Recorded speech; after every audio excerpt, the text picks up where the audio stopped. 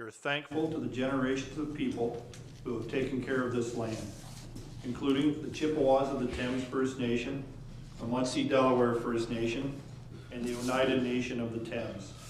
We also acknowledge the many First Nations, Métis, Inuit, and other global Indigenous people that now call Strathroy-Caradoc their home. Okay, ready to begin. Are there any declarations of pecuniary interest? Councillor Derbyshire. I have two, I guess. 7.5, the Ministry of Environment, Conservation and Parks, the letter regarding the waste approval. And 9.1.5, the application for the MEC. We have cattle on pastures adjacent and downstream, so I do believe that it affects me. Okay. Thank you, Councillor. Okay. Now we'll move into an in-camera session. Council will move into closed session to discuss a personal matter regarding the appointment of an acting chief administration officer and a procedural matter to approve in-camera meeting minutes in accordance with section 239 of the Ontario Municipal Act and Council's procedural bylaw. So a motion to move into closed session. Councillor Kennis, seconded by Councillor Hippel. All those in favor? Thank you, everyone. Lost.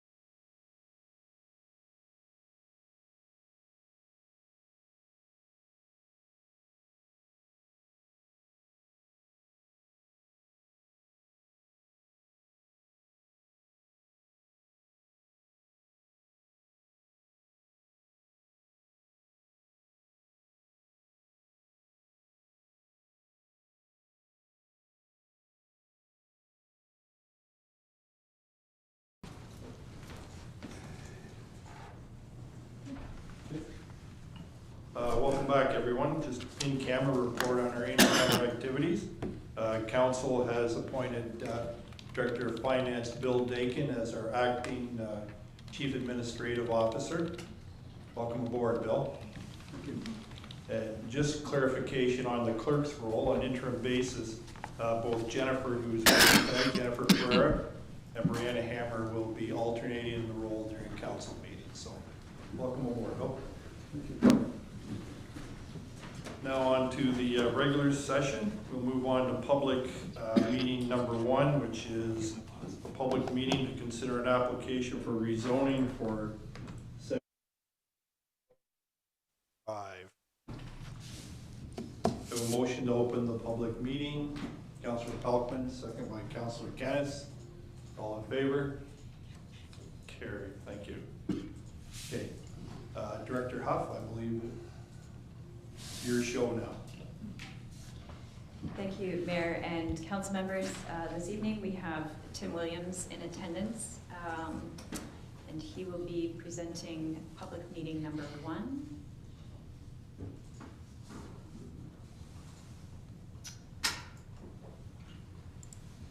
I see that he is there.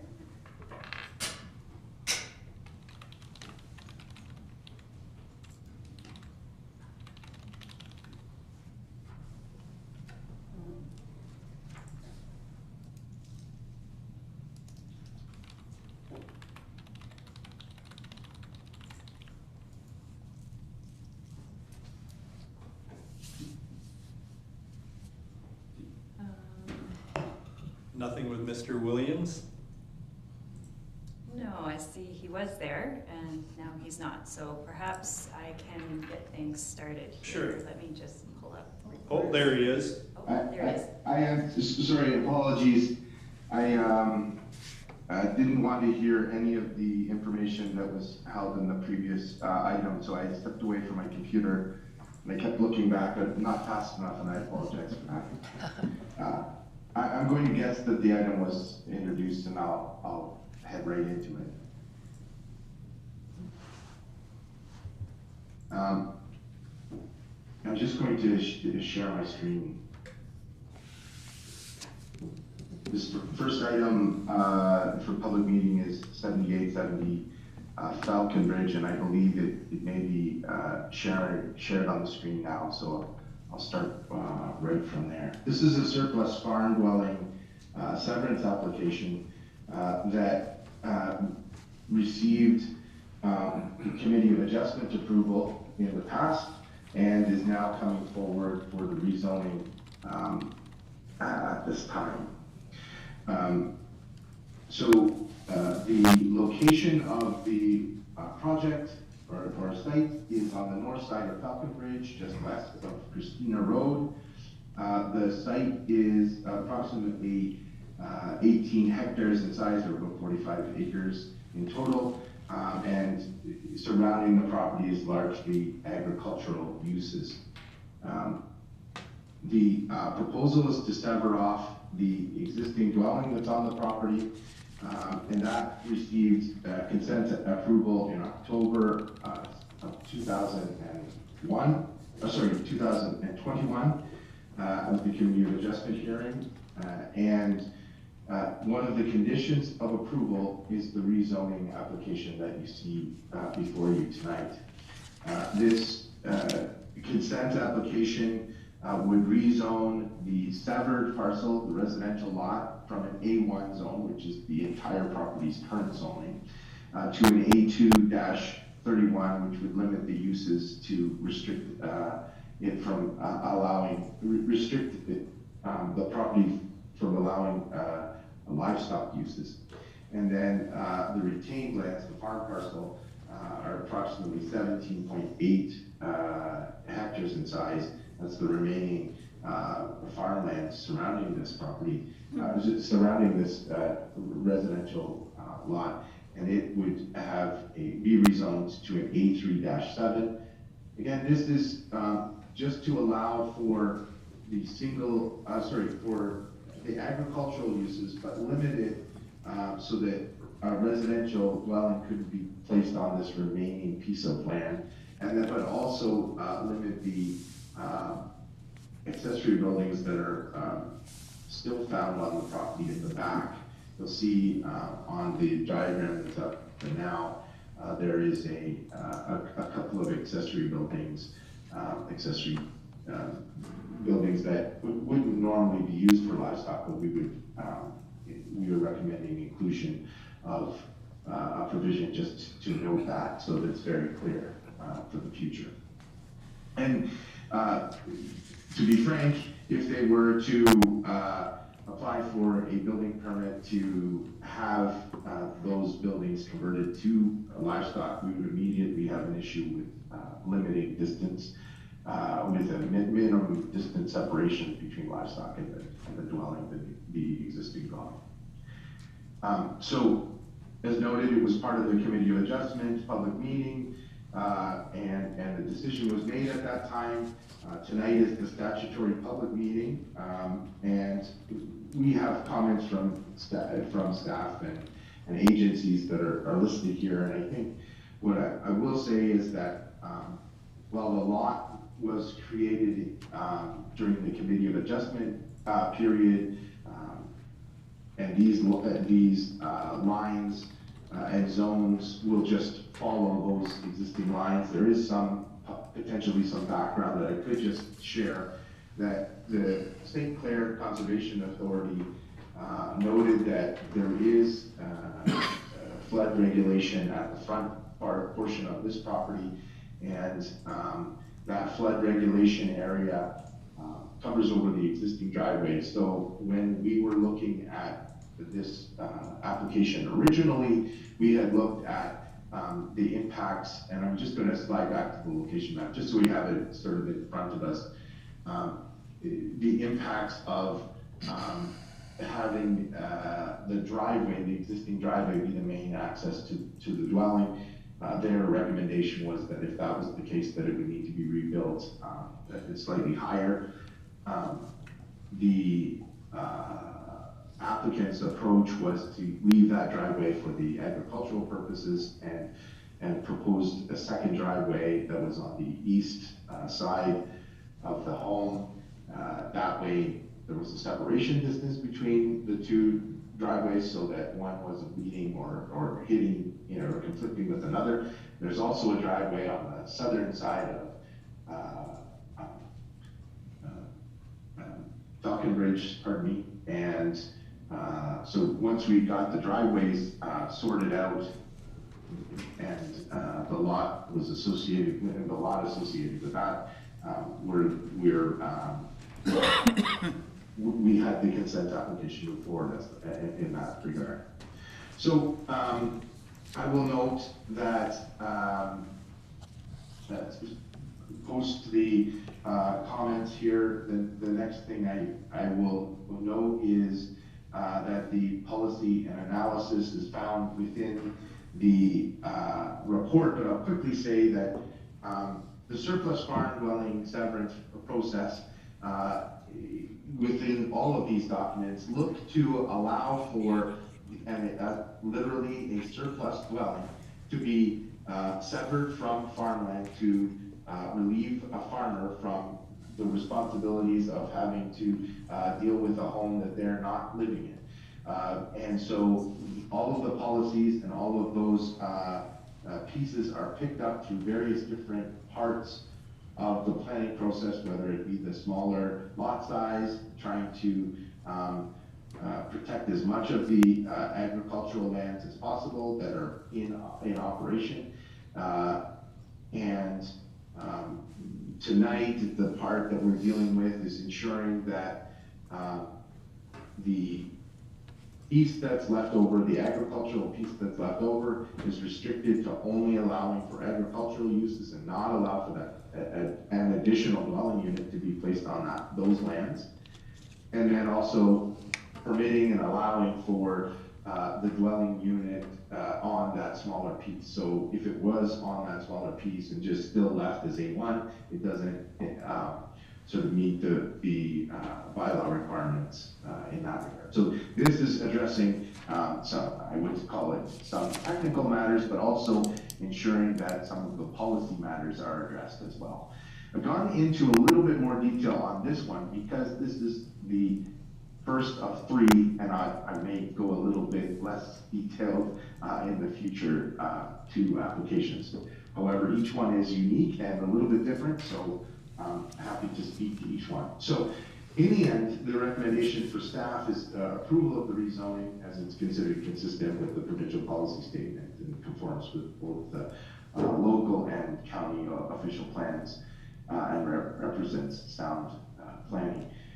A draft of the zoning bylaw amendment is on tonight's agenda for council's consideration as well, but I'm available to take any questions that may come from my presentation or from those in the audience interested in this application. Thank you. Thank you, Mr. Williams. Are there any comments in support of the proposed rezoning? Okay. Seeing none, are there any comments in opposition to the proposed? Councillor Derbyshire. Thanks. I'm not totally opposed to it. My concern, I would say, is if with the sheds remaining with the farmland and the distance to the house, I don't know if they're just storage sheds or whether that will be equipment running around there, and whether we end up in a conflict with when this property sells to someone else who is not part of the business or the agricultural, you know, are we going to run into a problem where they're now parking all their equipment up where the shed is and this and that, disturbing the house? Can you answer that, Director Williams? Any comments? Well, thank you first for the promotion, and I'm happy to answer that question. We're giving out lots of promotions this year. I like to roll with it. I'll tell my boss. But in all seriousness, these are storage sheds. I don't know that they're looking to do anything different at this stage, and could they be used for additional things?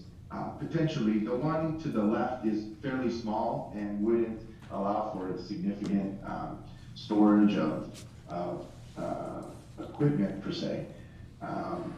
The one directly in the rear is a little bit larger, and as such, I guess there's always that potential. And I think that someone who is purchasing the property has to, the residential property would have to understand that it is an agricultural area and that those structures are there now, and that there would be some use of them. And they have their own separate driveway or roadway leading up to them, so that we would sort of eliminate that possibility of conflict. But I do, the level of conflict, our feeling is that it would be minimal. Are there any other comments from members of council? Okay. Seeing none, I have a motion to close the public meeting. Councillor Brennan, seconded by Councillor Kennis. Those in favor? Thank you. Okay, now we have a recommendation that application ZBA 01-2023 for rezoning of 7870 Falconbridge Drive be approved. Councillor Brennan, Councillor Pelkman, those in favor? Carried. Okay, we'll move on to public meeting number 2. We have a motion to open public meeting to consider a rezoning application for 9388 Scotchmere Drive. Motion to open, Councillor Kennis, second by Councillor Hippel. Those in favor? Carried. Okay. Director Huff, are you leading this one, or is it Manager Williams who's going to lead this one? I'm happy to move forward with this one, and I am sharing the screen, I believe, so that's an added benefit. This is another surplus farm dwelling severance, but there's an added piece to it, which is the farm split, so slightly different than the previous application. And so I'll deal with maybe the farm split first, just to say that both, well, I'll start generally to say that the property is located on Scotchmere, Amiens Road, Skinner Drive. Those are all frontages for this particular property. The property is just under 200 acres, and the operation currently is across the entire land. The proposal, well, the first consent application was to split the farm into two parcels, approximately 100 acres each, slightly less than that. And then the second application for consent anyway was to have the southern farm have a surplus farm dwelling severed off of that parcel. So with those pieces in mind, then we're looking at what is being proposed now in terms of the rezoning. So now I'm going to flip back just one page, just really quickly, to say that the northern piece doesn't necessarily require a rezoning per se, but to address the lot area, there was a site-specific in that regard. The southern piece recognizes the farm split piece, so that it is receiving an A3 zone category, and I'm just flipping out to this part, the A3-6, to recognize that parcel would not be permitted to have an additional dwelling unit in the future, and that the surplus farm dwelling severed lands would receive an A2-30 zone category. Similar zone category to the previous application, insofar as it limits the permitted uses to not allow for livestock operations on the property and the like. So those are the permissions and prohibitions that are related to those pieces. In terms of comments, there were comments that were received during the committee of adjustment period. That application, as noted earlier, was approved, or two applications were approved, conditional on the rezoning and a few other conditions as well.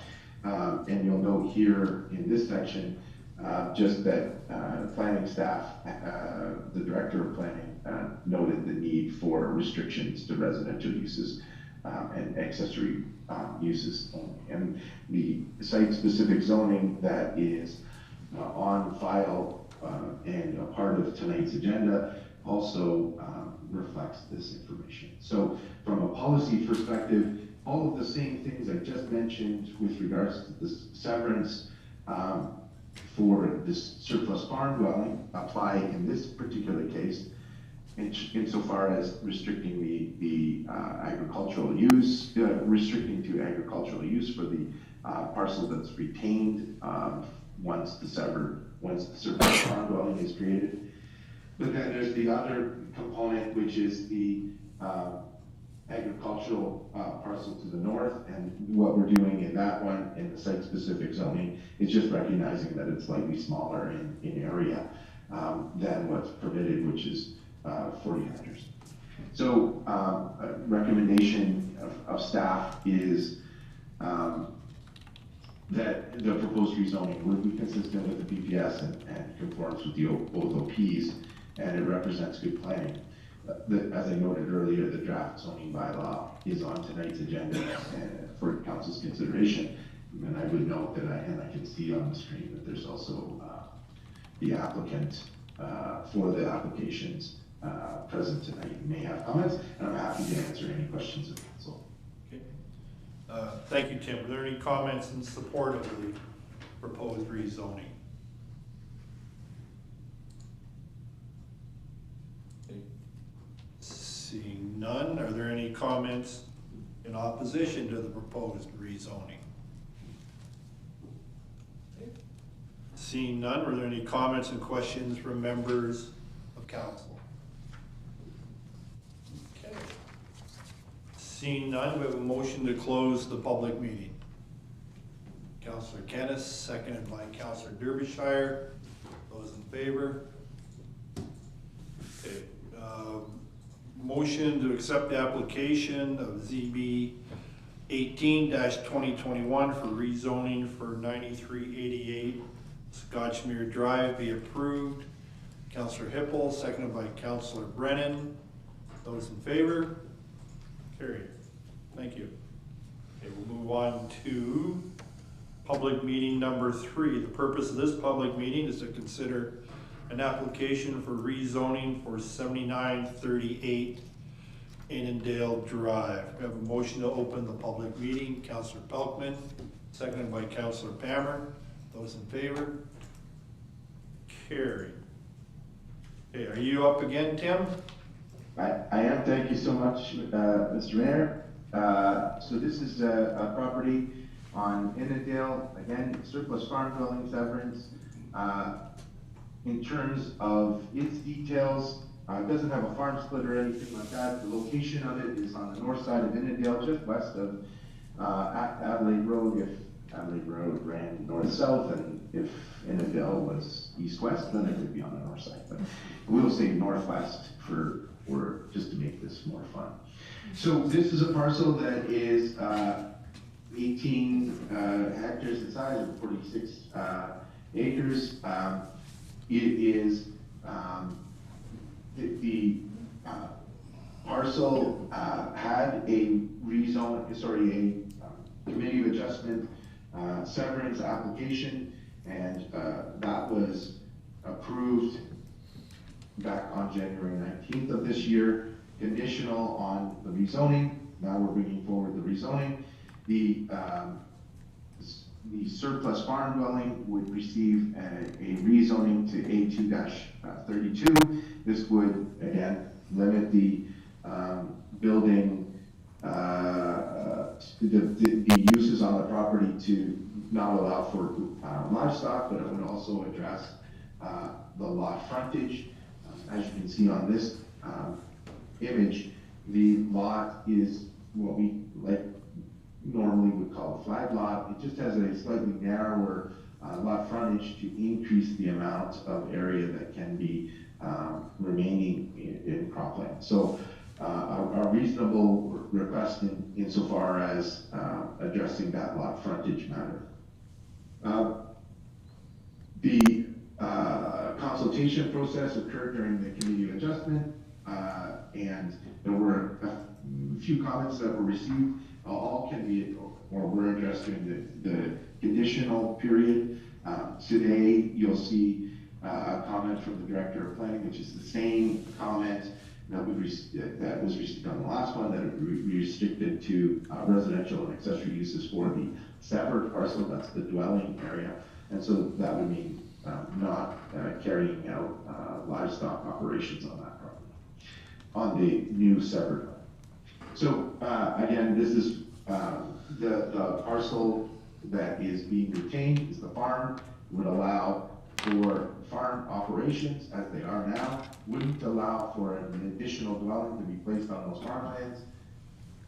The dwelling that is remaining, that parcel receives its own special zoning. These all are in line with the provincial policy statement, the guidelines for surplus farm dwellings, the county and local OP, as well as addressing some zoning related matters, such as the lot frontage. So staff are recommending approval, and it does represent sound planning. Draft zoning bylaw is on tonight's agenda for council's consideration. Happy to answer any questions on this. Thank you. Okay. Are there any comments in support of the proposed rezoning?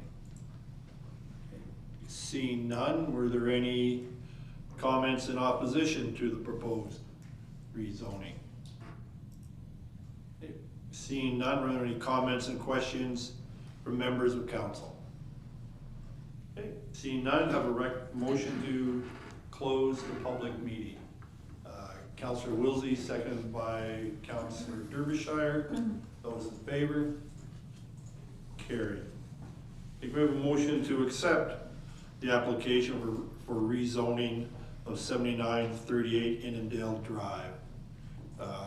Councillor Hippel, seconded by Councillor Wilsey. Those in favor?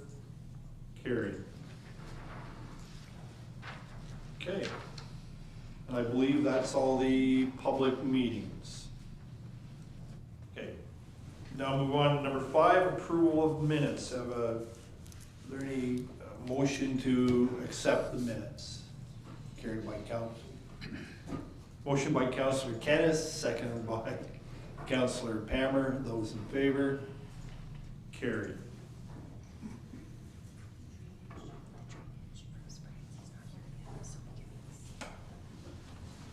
Do I go to the correspondence? Okay. Okay. We're going to, for now, just postpone discussion on the drainage matters. The gentleman's not here, so maybe important. Let's move on to item 7, communications. Were there any communications that anyone wanted to pull for discussion? Councillor Wilsey? I have 4 of them. How did you want me to do them? One at a time or in a group? Just list them, but I might go first, so. And that's fine. 7.1, 7.5, 7.8, and 7.12. 7.8, 7.12. Any other correspondence anyone wanted to pull for discussion? Okay, well, everyone indulges me, I'm going to pull 7.1. I don't know whether to stay. If they're pulling 7.4, then I gotta go. Okay.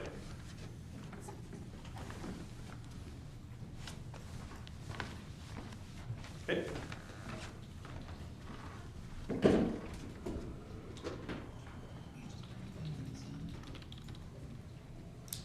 Okay, so you can piggyback on my comments, Councillor Wilsey, about the Lions Club, and I did take the opportunity to write some notes down, so I'll get everyone to indulge me, but I'm going to start by saying that I know this municipality and this council value our relationships with all service clubs.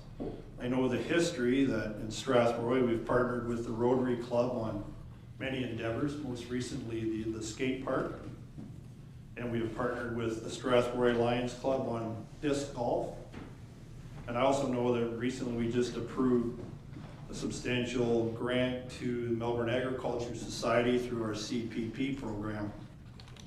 But there is a special relationship with the Mount Bridges Lions. We are, between us and the Lions Club, the stewards of a legacy that started in 1972 through a generous donation by a gentleman named Clarence Snellgrove. The initial donation was made in 1972. And in 1973, the former Caradoc Township purchased 9 acres from the Lions Club. And if I have my history correct, that was to facilitate the Tri-Township Arena. And on that land is the Tri-Township Arena and the Ball Diamonds. Since then, we've had a very fruitful partnership with the Mount Bridges Lions Club to continue on the legacy of Mr. Snellgrove. And sometimes I think that this municipality and council, we're too humble to talk about what we do in the community. So I'm going to point out a few things that we do in the community for Mount Bridges Lions Park. I know that the Tri-Township staff cuts the grass not only of the land that we own, but also the land that's owned by Lions Park. That's done by the Tri-Township Arena staff, which are not staff of this municipality, but we pay Tri-Township Arena somewhere between $30,000 and $40,000 a year to cut the grass. So if you know that Tri-Township Arena is a standalone entity, that's this municipality's way of helping to ensure the financial viability of Tri-Township Arena. And I point that out not to brag about what we do or to talk, but I think the history of the partnership between the municipality and Lions Club is very important, because sometimes history gets lost, and I just wanted the opportunity to point out that history. And I know there was some talk in the letter about green space and about the allocation of dollars from developers in lieu of land or green space. I know that one thing I've learned here, that parks are very expensive. That sometimes it's good business sense take the dollars in lieu of the green space. And I know that the councilors here, both here in session and the budget committee, have heard me talk about the underserved communities of Melbourne, Delaware West, and Campbellvale. And ironically, a citizen alerted me to the fact that in Campbellvale, there was a piece of land that we had taken from a developer and set aside for a park, and I took the opportunity to visit that, and I had a little tour with Councillor Kennis and acting CAO Dakin, and I looked at that land. And if we were to put that land into park, it would need severe remediation. There'd be the cost of the playground equipment. You think of Campbellvale and the tax base, on their own, they would not be able to afford a park. That is why at times we take cash in lieu of the green space to help fund parks, not just in Mount Bridges or Strathroy, but hopefully in other areas. And that's why we do that. I thought that was very important to point out, that parks are expensive and we need to allocate our dollars throughout the community. Now that being said, I do appreciate Mount Bridges Lions, and I am recognition of the partnership. And next week, Director Lilborn and I will meet with their board of directors, and we have some ideas of things that we could do to help them out in the future. But I just want to take that opportunity to point out the history, because I don't think a lot of people in Mount Bridges really understand Lions Park and the partnership that we have. And I'll be honest, I've read some of the comments on social media, and I actually bit my tongue this time and kept my ammo dry till tonight. But I wanted to point that out, that there is a unique partnership between the municipality and the Lions Club, and we're both carrying on the legacy of a very generous gentleman. So with that, Councillor Wilsey, you wanted to talk about it. I don't know if I really have much more to add than what you put in there. You said that quite well. My biggest point is I wanted to make sure that it was discussed tonight, because there have been a number of people who wanted to make sure that we are recognizing the Lions and the contribution that they have done to the community and in that park space. Okay. You, Councillor Wilsey, you wanted to comment on 7.5, the letter regarding the application for approval of waste disposal sites. Yeah, I've had a few people reach out to me just to make sure that this was brought up and discussed, and I'm not sure, I think this is actually probably better taken care of in the next order of business, but just to be sure that it was brought up and discussed during communication, that there were a number of residents who are concerned with the modifications that have already been done to the property, and to the fact that it's a floodplain, or maybe not a floodplain, but an area that gets wet in the rear of the property. Okay. And 7.8, Township of Moonbeam. That one got, just wanted to look more into, and maybe we can write a letter of support towards that. I'm not sure what the exact method is for council to do that. But with that particular one, that has to do with looking at the number of people and whether or not they close the school or keep the school open. When I read that letter, it reminded me a lot of Melbourne. And when I look at Melbourne, as soon as Melbourne lost its school, people didn't want to move there as much anymore, and it's taken a long time for it to come back.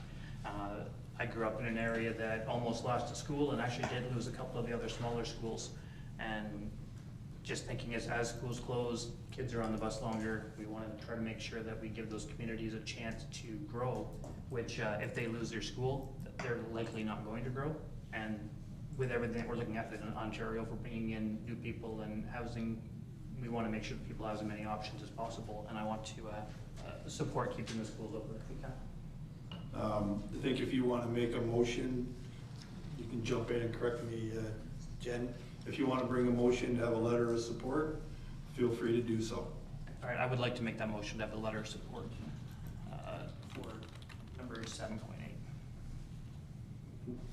We have a seconder, Councillor Pammer. All those in favor? Carried.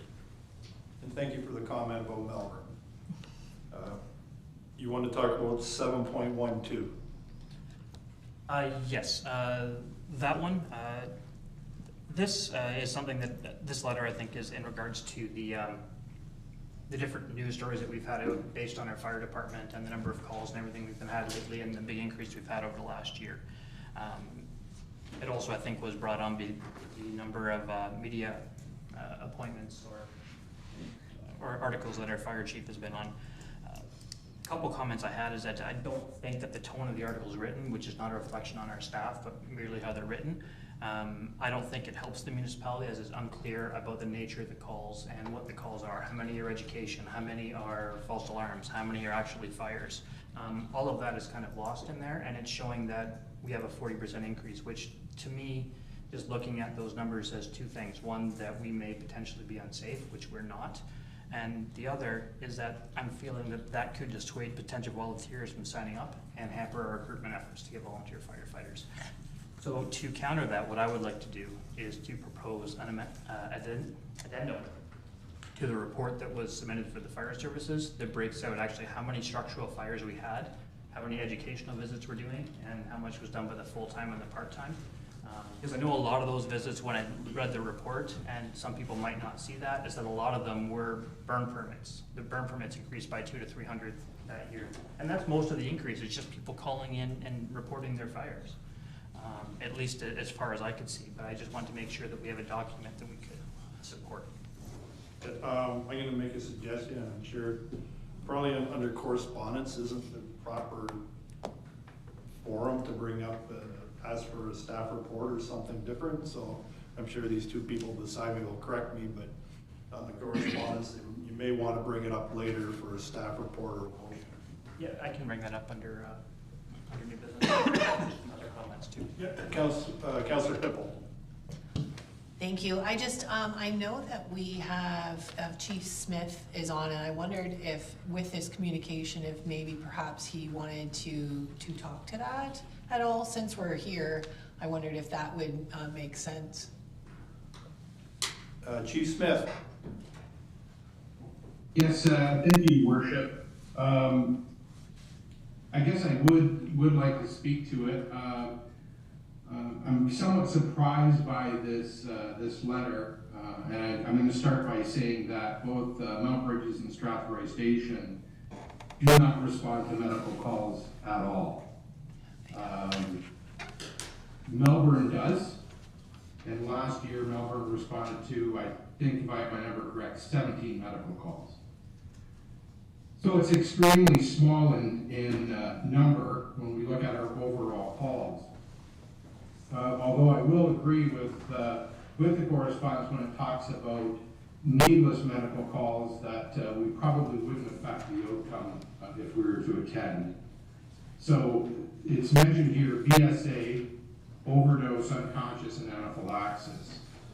We are looking to bring a report to council so that we can be equal in our representation across the entire municipality. So in other words, not just Melbourne, but both Strathroy and Mount Bridges attend just VSA, unconscious, and of course request of ambulance for those types of calls. But we are preparing a report to bring to council. It's actually Deputy Chief Beasley that's been working upon it. And I will also mention that in the article it states to be consulting with the Regional Medical Director, which is Dr. Matthew Davis, and the acronym there is Southwestern Ontario Regional Base Hospital Program. We've been in communication with Dr. Davis. Dr. Davis is completely in agreement with what we're proposing.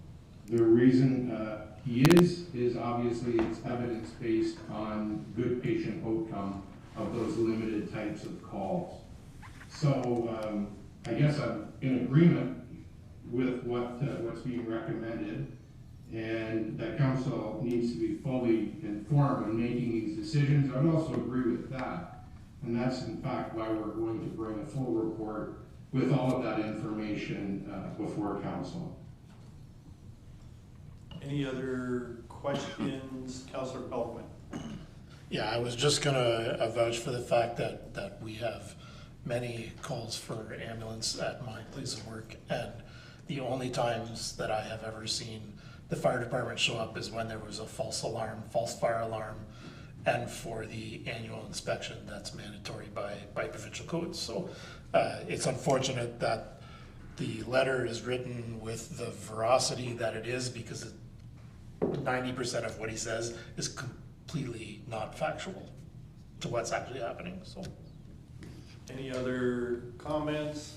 And just one for me, and pardon the pun, chief, not to fan the flames at all, but I did share a report, and I know that Deputy Mayor McGuire has seen to bolster your case a little bit here, chief, the report that and the paramedic service published that showed the target times that the MLPS is able to hit when it comes to severe cardiac cases. And chief, I did note that those are overall stats and didn't show county specific, but I will share it with all members of council because I did find it very interesting.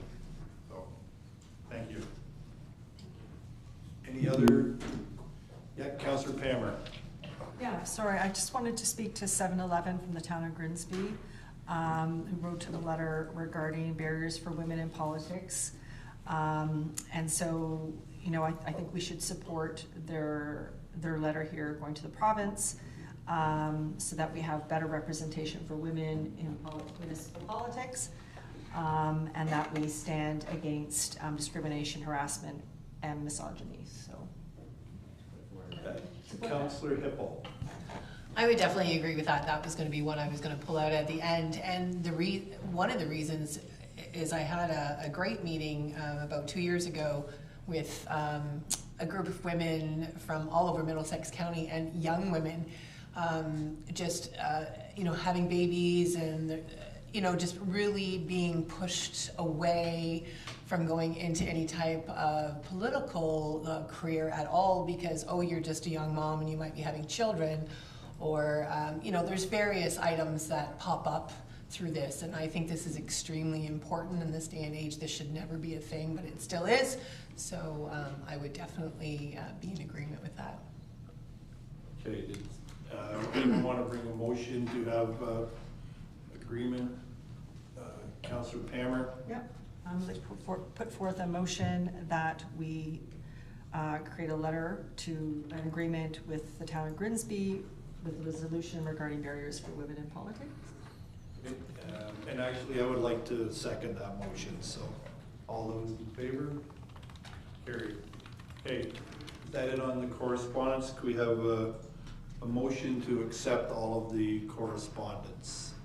Councillor Pelkman, second by Deputy Mayor McGuire. All those in favor? Carried. Councillor Derbyshire. Didn't we even talk about the one that... Councillor Brennan. Point of order, did we address 5.2 and 5.3 on the agenda? I think I covered it off on all of them. You covered them all. Okay, Covered them all, yep. Okay, fair enough, thank you. Okay, so we're gonna circle back to 6 drainage matters and 6.1. So can we have a motion to open the quarter revision regarding Caradoc Campbell Drain South Branch? I have the motion to open, Councillor Pelkman, second by Councillor Brennan. Okay. Jake? Thank you, through you, Your Worship. This one will be pretty straightforward. This report was presented on August 3rd of 2021. Council adopted the engineer's report and it outlined the scope of work, and we have not received any appeals on this drain, so we are recommending a third and final reading of the bylaw. Okay. Have a motion to adopt the engineer's report for the Caradoc Campbell Drain South Branch 2021 and give third and final reading provisional bylaw number 4021. Councillor Kennis, second by Councillor Wilsey. All those in favor? Carried. Okay. This is, pardon, I apologize. On the Phillips drain, so look here, we're just going to adopt the report, correct? A motion that council adopt the engineer's report for the Phillips drain 2022, give third and final reading of provisional bylaw number 02-23. Were there any questions, any comments? Did you have anything, Director Strauss? Just through you, there was no appeals received, so I will leave it at that. We have a motion to adopt the report. Deputy Mayor McGuire, seconded by Councillor Kennis. Those in favor? Carried. Okay. And a motion to close the quarter revision. Councillor Brennan, second by Councillor Wilsey. All those in favor?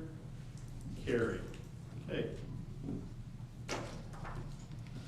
We'll now move on to item 6.2, consideration of drainage report, the Gabriel Old Drive Drain 2023. Mr. Director Strauss, are you going to give the report? Thank you. I'm actually going to turn it over to Mike DeVos from Spreed Associates, who's in the crowd. So, Mike.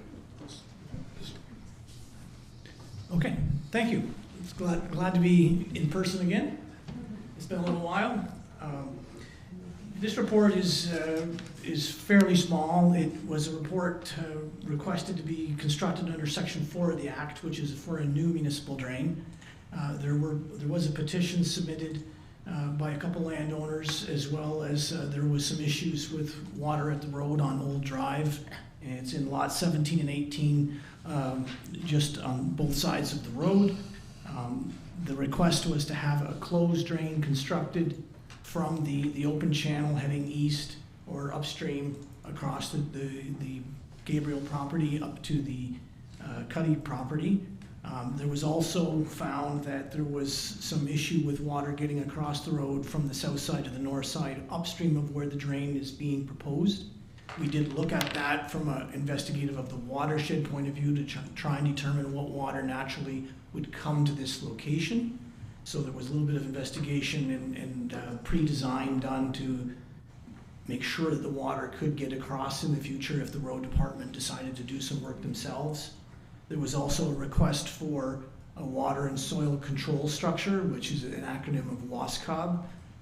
It is a relatively new addition to municipal drains and other types of private drains where we go beyond trying to move water from point A to point B to actually holding some of the water during very large rain events, slowing it down and preventing overland flow downstream. So similar to what urban areas would have with a stormwater management facility, where you're holding water that's running off fast in an urban area. Well, this is doing something similar, but because we're trying to eliminate erosion downstream. So in a rural area, you have unvegetated areas or streams that receive a flash peak of a rain event and water flow downstream. So by doing this, we can hold water.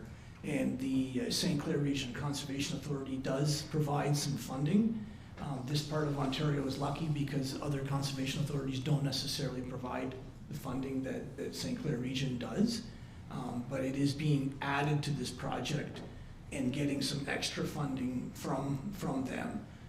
So it will be part of the municipal drain. In this case, the landowners wanted more of a basin rather than some berming. Sometimes we build up land and force water to stay in the field. These particular landowners wanted excavated area with water sitting in a more of a pond type structure. So overall, we're proposing about 200 meters of 12-inch diameter pipe plus a WASCOB on the north, along the north side of the road. So I would stop and open up to questions. Were there any questions from the property owners? Okay. Were there any requests from those present to add or remove their names from the petition? Okay. Are there any comments or questions from members of council? Okay. Seeing none, can we have a motion to adopt the engineer's report for the Gabriel Old Drive Drain, give first, second reading to provisional bylaw number 11-23. Councillor Hippel, second by Councillor Pelkman. Those in favor? Carried. Thank you. Thank you. Good night. Okay. unfinished business. Item 8.1, composition of the Mount Bridges Arena Building Committee. There's a recommendation that Mayor Grantham, Deputy Mayor Mike McGuire, Councillor Greg Wilsey, Councillor Steve Pelkman, and Councillor Sandy Hipple be appointed to the Mount Bridges Arena Building Committee. Are there any questions or concerns? Okay, I have a motion, somebody to bring a motion. Councillor Brennan, second by Councillor Kennis. All those in favor? Carried, thank you. Okay, building and planning, Deputy Mayor McGuire. Good evening. I will turn it over to our Director of Engineering, Jennifer Huff. Thank you. Oh boy, you're in trouble. I'm Director of Engineering.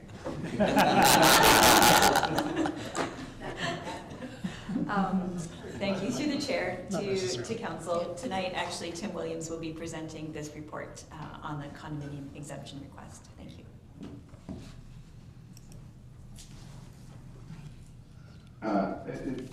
Thank you, Jennifer, and thank you to the chair. What you have in front of you for this report is a request for exemption. I would normally run through this fairly quickly. It's a request from the county, but I might take just a couple of extra minutes on this one since most of the application process occurred during the previous council's tenure. So what is being asked of you right now? There has been a rezoning application on this property, which rezoned it to allow for townhouses on the majority of the property and a small future development parcel on the westerly portion of the property. This is on Carroll Street, just west of Adelaide. Sorry, it didn't say where it is, and I should have. So just on the south side of Carroll Street, between 48 and 50 Carroll Street. The proposal went for rezoning for townhouses in this area and a public road that would lead from Carroll down to this property, down through this property, and then a private road network through the remaining portions of the property.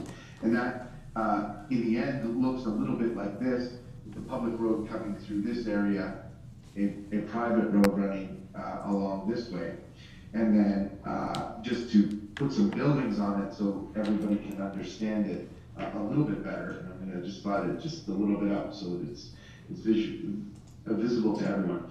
This is almost the proposal that was before council during the rezoning. These blocks here, these 3 blocks were actually rotated in the opposite direction, and they were back-to-back townhouses, and they are now just straight townhouses. That's the only difference between the 2 applications in terms of the build form. In terms of the setbacks, they were actually increased along this stretch due to some of the comments from council during the process. But we have now gone through the majority of the site plan process and just wrapping up things when it comes to the site plan agreement. And as such, the need for a public process to go along with the condominium process is kind of redundant because it's already been before council in the past. There wouldn't be a need for any additional conditions. They're all dealt with during the site plan process. So they're required to do a number of things as part of the site plan. So there isn't anything additional that we would need done. So there's a process called a condo exemption, and it's applied for at the county level. The county then says, local municipality, what do you think of this? And so this report is telling you what my recommendation is, that it is reasonable to have the exemption based on that history that I've given you. But that still needs to come from you, and so tonight we're requesting you consider this request by the applicant to have an exemption to the condo process. This means that they would then be able to move forward and have registration done on this process. This would be, otherwise, the process would require them to have conditions of approval and all that. But as I mentioned earlier, we've addressed all of those through the site plan process. So those are my submissions. If you had any questions about this one, because it is a little bit different than just a straight application, but a request to be exempt from an application, essentially, I'm happy to answer it. But I may actually just leave up this image for this part. Again, happy to answer your questions. Councillor Pelkman. Yes, thank you. Certainly the image of and the direction of the buildings is different than what we saw the last time.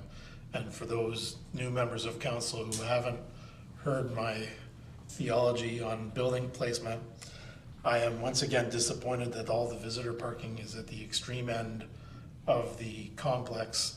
And the analogy that I use is, as a visitor, if you're coming for Easter or Thanksgiving or whatever, and you're bringing your pot of scalloped potatoes, it's a long walk from the visitor section to the most extreme placement of the condos. So I noticed that there's some space between the visitor parking spots and the first building that I wondered if it would be possible to shift that building over so that we could at least create some visitor parking on that longer stretch of private road, so the visitor parking is at least a little closer to where the doors of the houses actually are. As far as the exemption goes, I'm perfectly fine with the exemption. Yep. Could you answer that, Tim, regarding the visitor parking? Sure. I think what we were attempting to do is to consolidate the parking so that it allowed for a flow of the road network similar. I guess could have proposed a split of it that might have made for a tighter location. And I think what they were looking at is that the future road might have some parking. Well, it will be a public road, and so there will be the permission for parked cars along the new public road. And I think that was the way they imagined parking long-term for those most extreme units on that side. I know that it's not on site parking and wouldn't necessarily be the same nature, but just given the context of the site, that was their attempt. That's the submission I can make on that. Thank you, Your Worship. Any other questions? Councillor Kennis. I guess not so much to do with, again, I don't have any issues with what's being requested here, but my favorite question is about, is there shovels going in the ground soon here? So are we doing this, and are we expecting construction on this project to happen fairly soon? And if not, how long do these provisions that we approved today, do they take effect are they in place forever, or are they reviewed on a regular basis? Tim? I'm happy to answer this one today with a yes. Yes, there's going to be shovels in the ground. In fact, if you were to go out to the site today, you might see some shovels, because we have been working with the applicants on site alteration permits and the like. So things have been moving forward on this project, and as a result of that, you would see construction of the actual buildings this year and this summer. Any other questions from members? None? We are looking for a motion that council passes a resolution in support of the requested exemption from the condominium approval process as set out in 9 subsection 6 and 9 sub 10 of the Condominium Act as requested by 2799758 Ontario Inc., and that the clerk forward the resolution to Middlesex County Council for consideration of the exemption request. Do I have a mover? Councillor Kennis, second. Councillor Pelkman. Any other discussion? Seeing none, all in favor? That motion passes. Thank you. Item 9.1.2, 392nd Street. Tim, I believe this is back over to you, is it not? It is, thank you. So I'm just, I was just going to try to share my screen, but you're 100% correct. This is 392nd Street. This application was, or is located in the North Meadows secondary plan area. I will note that I did make an error in the report in the reline. It notes an Ontario Inc. number when in fact it's North Meadows Inc. And my apologies for that, because I believe that I kind of messed the clerks up by they bring their relines from my report. So apologies on that. I did want to clarify that. So this is an application on the southern side of 2nd Street in the North Meadows secondary plan area. The area has agricultural uses and alike. I've gone through the description of this back when this was in front of the council for the public meeting in February. So I won't dwell on these pieces because none of these pieces have changed since council saw this in February.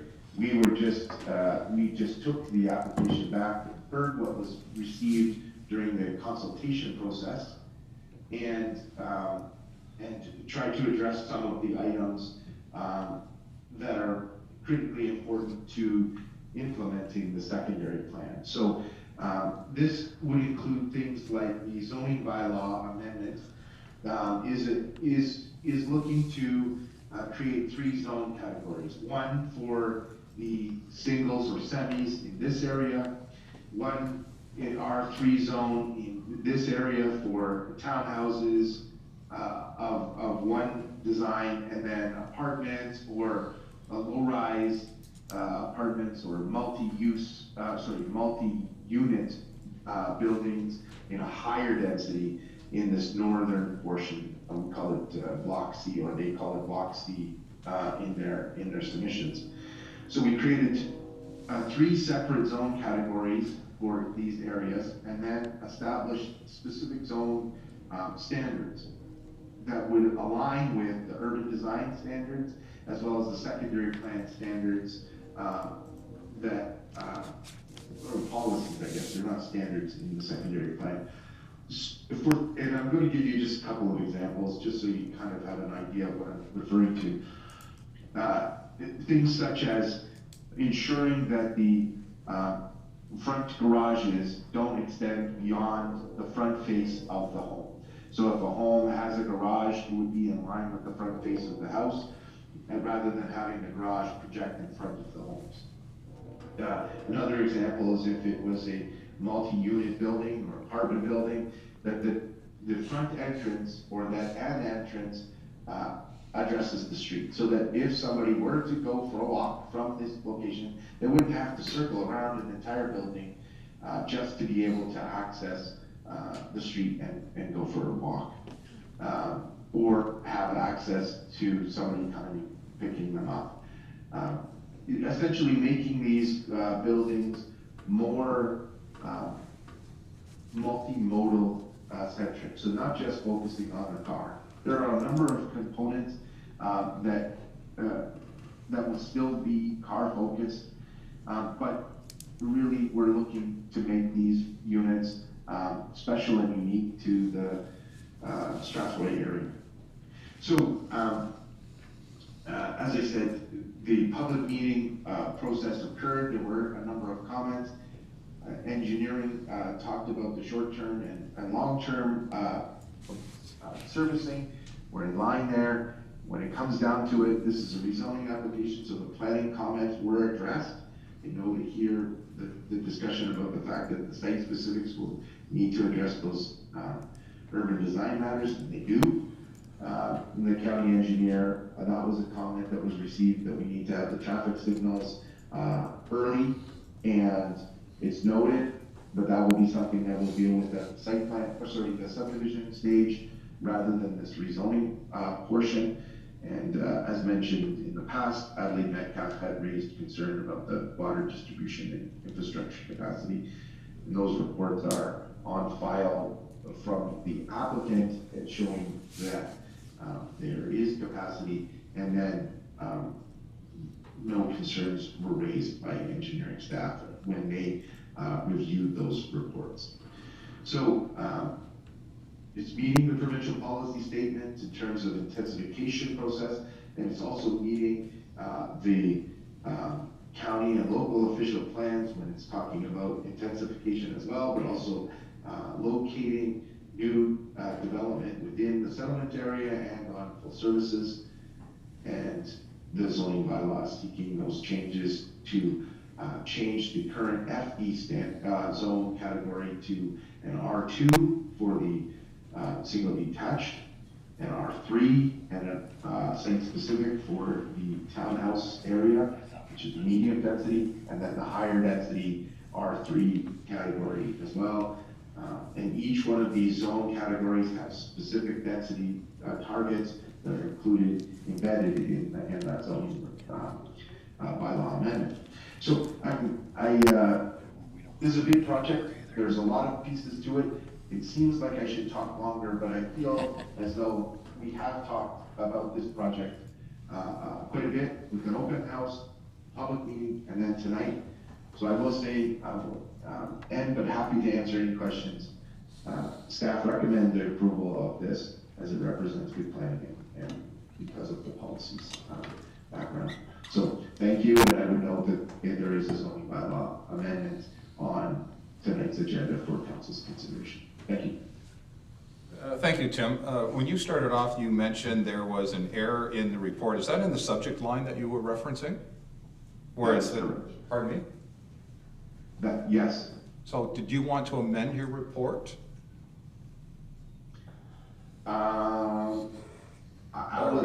Madam Clerk, should we amend this report?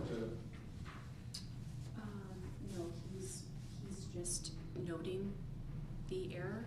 Okay, so the report, having that error on the report doesn't affect the clerking or other reports that may get associated to it? No. Okay, thank you. That was my only concern. Is there any questions from council? I see none. And in that case, we have a recommendation that zoning bylaw amendment ZBA 17-2022 be approved subject to the following provisions, or subject to a holding provision. Do I have somebody to make that motion? Councillor Pelkman, second Councillor Kennis. Any further discussion? Seeing none, all in favor? And that passes. Thank you. Then we move on to 9.1.3, an update on 137 Frank Street. And is this back over to Director Huff? Thank you. Thank you, Chair. So the purpose of this evening's report on 137 Frank Street is really just to provide an update to council on the status of this project. So I do provide some background as to how the property was originally deemed surplus, as well as a purchase and sale agreement that we have entered into. That's with Southside Construction. It does contemplate, just to highlight, that it does provide for potentially a residential apartment on the property up to 14 floors, 180 units. It is to include 20 units for affordable housing at 80% market rent at least. But I would note that that is a conditional offer. So it's conditional on the number of things being done by the owner. And one of the most critical pieces that they've been working on to date is really to define where that erosion hazard limit is related to the Sydenham River. So that's required that they undertake a number of studies, primarily being a geotechnical study.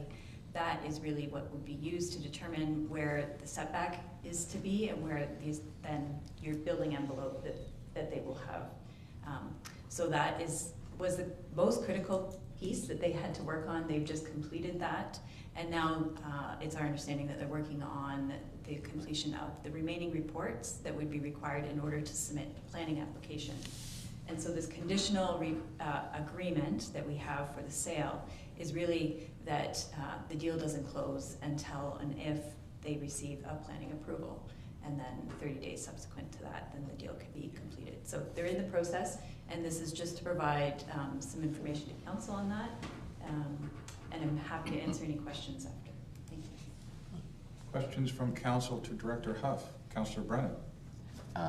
Thank you, Deputy Mayor. Through yourself to the Director, is there a timeline proposed, or is there a tentative timeline as to when they think they'll be bringing such applications in front of council? Thank you, through the chair, to Councillor Brennan. I don't have a specific timeline, but I know that they're working actively on it. So it can very well be in the next couple months that we might see a submission. Any other questions of council? Councillor Derbyshire.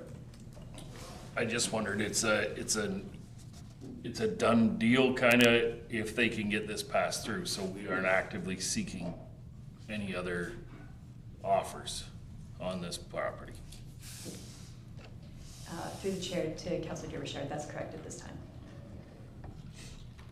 Any other questions of council?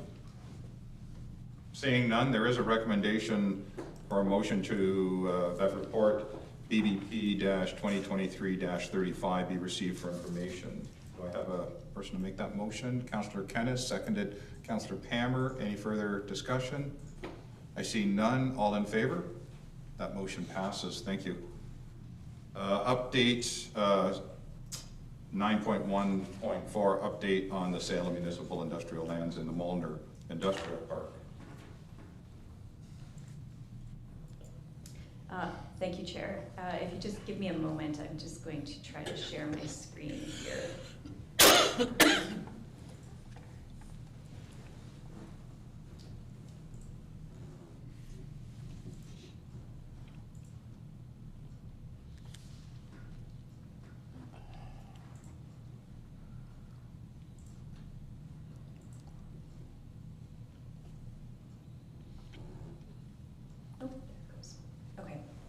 Thank you. Again, through the chair to council. So again, the purpose of this report is also to provide an update to council on the sale of industrial land that has occurred in the last essentially 3 years. So what I've done is just provided a number of tables and maps showing the two primary municipally owned industrial lands within the municipality. And I'll say that when it comes to industrial lands, the industrial lands can be owned by the municipality, but much of it is also privately owned. So the purpose of this conversation is really only to focus on those lands that are municipally owned. And so the Molnar Industrial Park that we generally think of is, and my cursor is in this northwest corner of Wright Street and Adair. And you can see a number of large blocks. However, recently, the municipality has also embarked upon opening up a new industrial area with smaller lots. And this is located, right now it's called the Agnes Drive Industrial Area. We'll probably have to change that name since Agnes Drive will not actually extend to this location. But that's what we call it at this point. And so the idea was that we knew we only had so much industrial land, and we also knew that the parcel sizes were quite large in the Molnar Industrial Park. We wanted some smaller sized lots and some additional inventory. And so we're embarking upon a construction project to create a road and bring services south off of Wright Street to this point, and you can see a lot identified as lot 6 on that map. And so really the services will end just midway through that lot.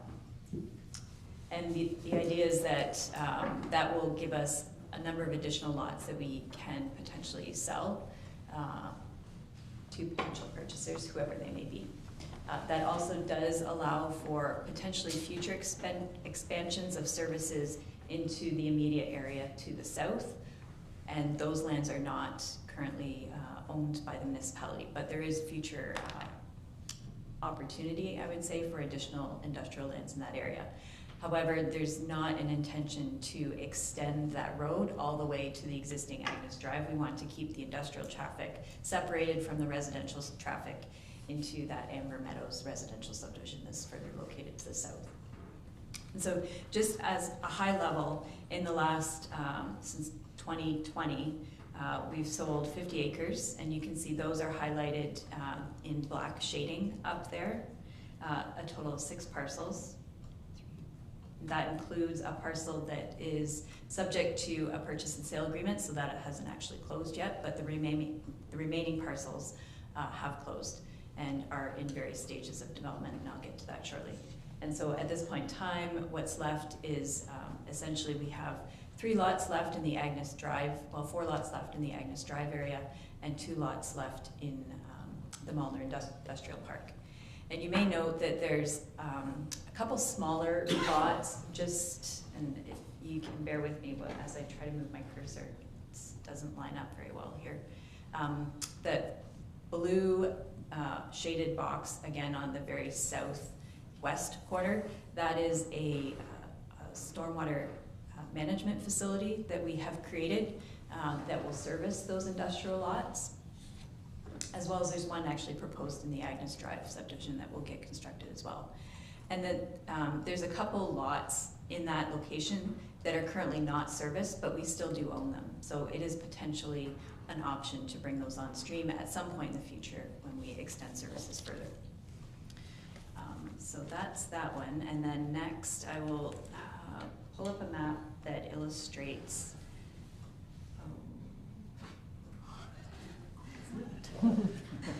sorry, my computer just did something really like vertigo's kicking out. okay. Bear with me here.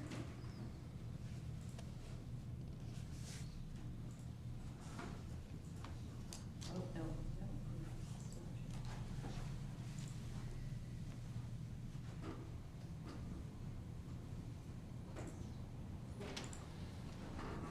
Okay, apologies for the delays here.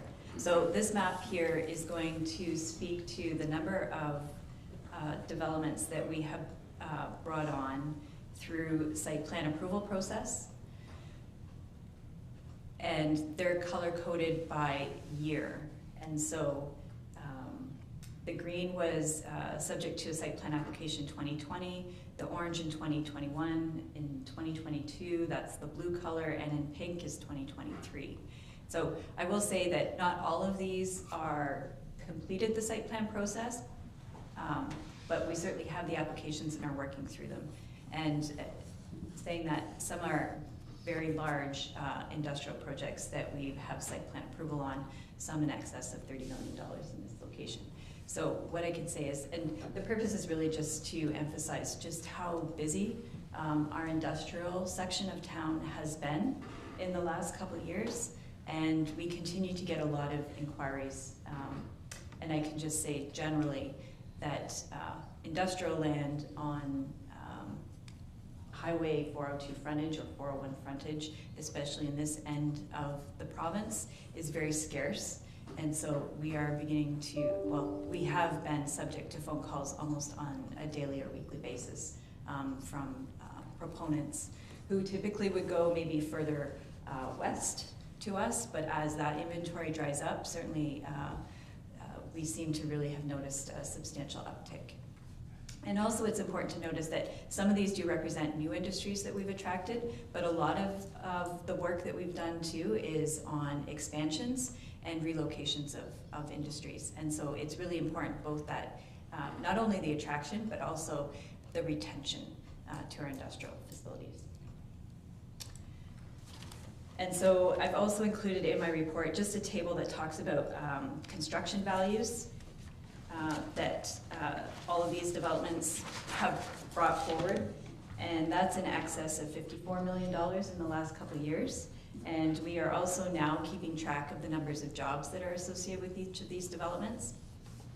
And the conservative estimate is 215, and I say that because not all of our industries are willing to openly share the number of employees associated with all of these construction projects. And so we literally don't, we know we don't have numbers for several of these projects just because they want to keep that to themselves at this point in time, which we absolutely respect. But this just gives you an idea of kind of the economic spin-off that comes with the type of developments that we're seeing in our industrial area.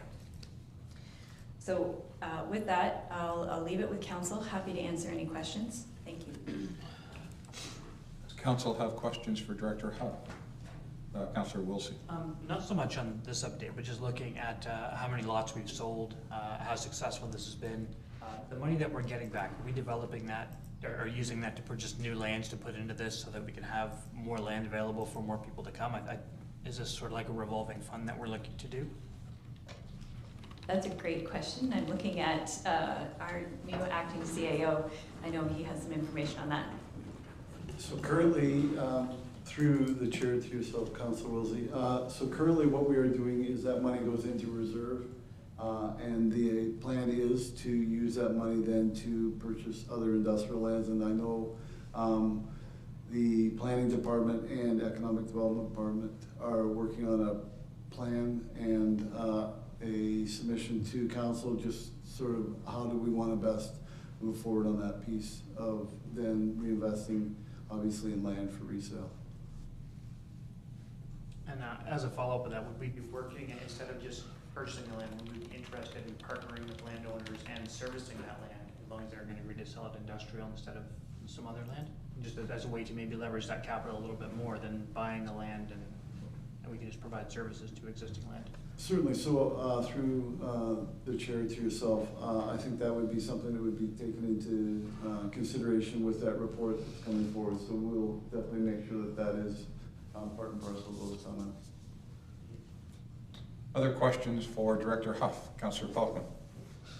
Not so much a question, but a comment is that, you know, we've got a lot of housing initiatives without shovels in the ground, and these people are going to need places to live if they're coming to work here. So the two go hand in hand. I see the housing, getting that housing supply up is critical to the continued success of our industrial park.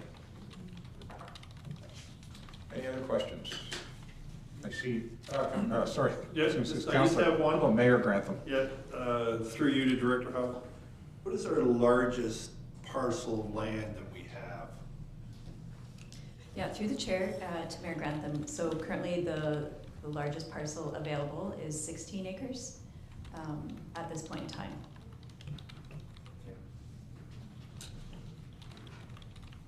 No more questions, I don't see. So we do have a recommendation, council received report PPB-2023-36 for information, if I have a mover. Councillor Brennan, second Councillor Kennis. Any further questions or comments? I see none, all in favor? Thank you. I gotta get back down to here. 9.1.5, application for MEC for approval of waste disposal site 6953 Falconbridge Drive. And Director Huff again? Thank you. Thank you, Chair, to Council. Again, this report is also for information, but also for a response to MECP as directed by Council. So by way of background, the municipality has received a letter from MECP on an application for approval of a waste disposal site at a property at 6953 Falconbridge Road in the former township of Caradoc. And so essentially this is an application, if approved, will permit the spreading of surface spreading of hauled sewage. So this ministry letter has specifically requested that the municipality provide information to them on whether or not the property is zoned to permit a waste disposal site. As well as informing the municipality that on request by the municipality, they could potentially hold a hearing to consider the application. And so what I've done is just provide a little bit of background. So this was previously an application that was considered in 2021, but was eventually withdrawn by the applicant. So he has subsequently made a new application. And at this point in time, the lands are located within the general agricultural zone. That's our typical A1 zone. That zone does not permit a waste disposal site. I will note that there has been a lot of regrading activity going on in the property, and that's been done with the site alteration permit. So we have certain restrictions in terms of, it's outside of a regulatory area. There's creation of a berm and a pond, which is permitted under a site alteration permit, but that is a separate item as far as we're concerned than this application. So in addition to that, what I have done as well is just note that during our 2021 council meeting, there was a discussion about, if council could as a whole make some comments about the application, if it was appropriate for that versus council members individually providing comments on the application. The thought at the time is that without giving an applicant an opportunity to speak to the application, it would be ideal that council could make their comments known as a whole only after that opportunity had been provided. And so certainly at council's discretion, we can write a letter to MECP advising them of the current zoning of the property, and then at council's direction, make a request for a hearing, and that would be a hearing held by the Ministry of Environment and Climate Protection. It would be something that would be held or hosted by the municipality, although I don't know its exact location.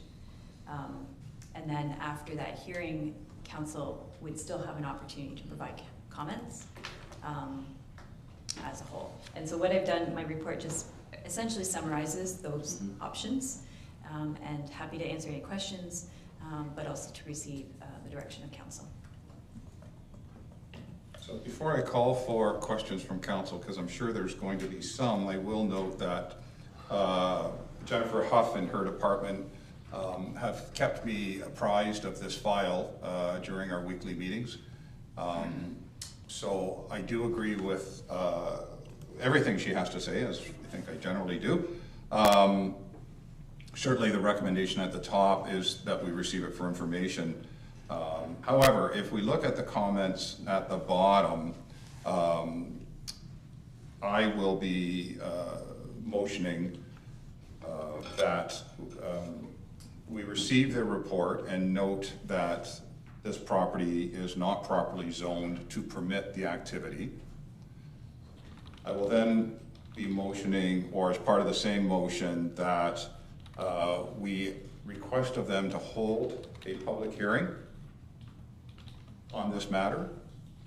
And therefore, if we're going to undertake that role, then it would be my recommendation that we do not individually make comment, because that would then sour the process of holding a public meeting, which we should be entering with unbiased minds. That's the whole purpose of holding the public meeting. And then we would follow that up, that the council as a whole would provide, following the public meeting, a letter back to MECP resulting with giving the results of the information we receive at the public meeting. So that way MECP knows that they should be expecting something back from us at the end of it. What I was told, that following this, should we do nothing, MECP potentially could issue the permit to allow this to go through, even though the zoning doesn't permit for it. So it would appear that it has happened before, I am told, these type of situations. I won't say this exact one because I don't know that for sure, but I think failing to take some sort of action might not be our best solution. So those would be my motions. That's where I stand on it. Now I will put it out to questions from council, over to Jennifer Huff, our director. Mayor Grantham. So you may have clarified my question, Deputy Mayor. Our silence could potentially be construed as assent? I won't say that MECP, from my discussions, and Jennifer, absolutely following this up, please feel free to speak, but I won't say that it lets MECP think that we are in agreement with it, but without pulling a public hearing and then us notifying them that we do have something to say following the public hearing, that they may well just go ahead and issue the permit, even though it's outside of our zoning. So we can't rely upon the fact that we're outside of our zoning to say, well, they're not simply going to do it then. So, Yes, absolutely. yeah, okay, so a majority of council could sit here and be opposed to this application, and by not saying anything now, there's the possibility that it could be, possibility of this going through, correct? That is my instructions on this, and I will turn it over to Jennifer Huff for follow-up, since you have much more experience in this than I. Thank you, Chair. I think, so two things. There has been situations where ECAs have been granted for uses that are not compliant to our zoning bylaw. So how that happens, I don't work for MECP, so I don't know, but we are aware of some of those situations. I think the caution is that the municipality, we can certainly write a letter and tell them the current zoning is X, it doesn't permit waste disposal sites. We would like you to hold a public hearing, and we retain an option and right to make our final comments as a council or as a municipality after we hear the comments from the public hearing.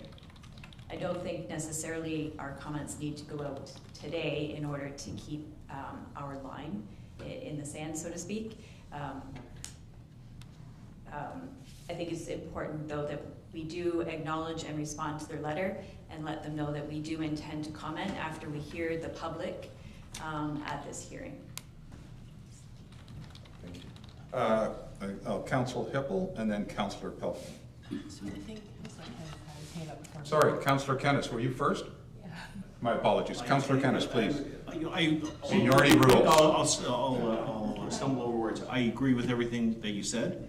I guess my question is, do we have any more influence than another landowner? And it almost seems like we're irrelevant in all of this. I agree that we should do what we can, but it almost makes us feel like we're out of the loop, or intentionally left out of the loop, I guess. So. I would agree, that is my underlying feelings on this, but I think having the public meeting is probably the most beneficial thing we can do to let MECP know where the public stands. And then I think it's absolutely incumbent that we notify them now that there is a letter coming from council following that public meeting, where I presume we will collectively make a single statement back to MECP. I would think that should carry some weight. I agree 100%.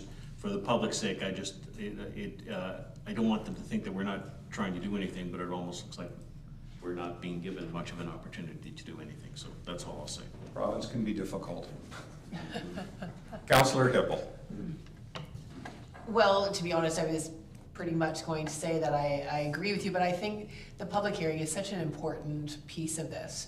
And you can't do anything in my world without having the public involved and having them have their say. And obviously, I mean, you said it quite eloquently, and you and Director Huff, everything that you said, I completely agree with. I just wanted to reiterate that the public hearing is very important. And as I can tell you that the public is already talking about that. So I think that's a good thing. Thank you. Councillor Pelton? Yes, thank you. I have some questions, but I'm not expecting answers tonight, just request for information. So my understanding of what is happening is complete. First off, probably could be answered tonight. The piece of property that's being discussed, is that the piece of property between the proposed barley storage and the hydro substation? It is, okay. So in seeing that, I noted that there's a drainage ditch going through there, so I'd like to know at some point what direction that ditch flows. Also, the water table underneath also usually flows in a direction, so we'd like to know what direction that flows. And that's really all the questions that I had. If I can just summarize that, then should we request of staff a report from them about groundwater and, I'm trying to think, is groundwater, if I say groundwater, am I incorporating under the groundwater, the water table? And the director is nodding yes, so should we request a report from engineering and or planning about the groundwater? I guess I'd ask first if that information is already available. Either directors, absolutely. I can speak to the drain. I'm trying to build a map right now, so I can let you know on the drainage, but the water table, we can certainly get that back to you. It's really just from my own understanding. If other council members want that's up to them. But it's a question that I had in my mind. I want to know which way the underground water is flowing. So would that be an appropriate report to receive at the public meeting? Is that an appropriate way to do that, to bring all of that information at the same time, or should it be done otherwise? And I'm not sure who our procedural person is on that. Maybe through the chair. So because the public hearing is going to be held by MECP, I don't think they'll necessarily be receiving reports from us necessarily. So it will be after that public hearing when we discuss it again as a council. Part of that report that comes back before you can include that information. Okay, that's fine. I see a number of councillors nodding that would be an appropriate way to go on that. Is there anybody that wants to speak to that, or do we agree that that's the appropriate way to go? Nobody's raising their hand and a lot of heads nodding yes. Mm-hmm. Wonderful. Is there any other questions of the director? I see none. So there is a recommendation. And Madam Clerk, would you like the motion all as one long motion, or broken into two, that we receive the report for information and then another motion as to what our actions are going to be? Put it together. If it's appropriate, may I make the motion? You're fine with that? Thank you. I'll make the motion then that the report BBP-2023-37 be received for information, and further that staff respond to MECP with the zoning information and indicate a waste disposal site, quote unquote, is not a permitted use. That council request MECP hold a public hearing regarding this matter, and that MECP be notified that following that public meeting, council as a whole will provide written input back to MECP on this matter. Do I have a seconder on that? Councillor Brennan? Is there any questions or comments on the motion? I see none. All in favor? That's passed. Thank you. With that, I turn it back over to you, Your Worship. Okay, move on to 9.2, engineering and public works. And just note after that, we will take a short 15-minute recess. Councilor Pelton? Thank you very much, Mr. Mayor.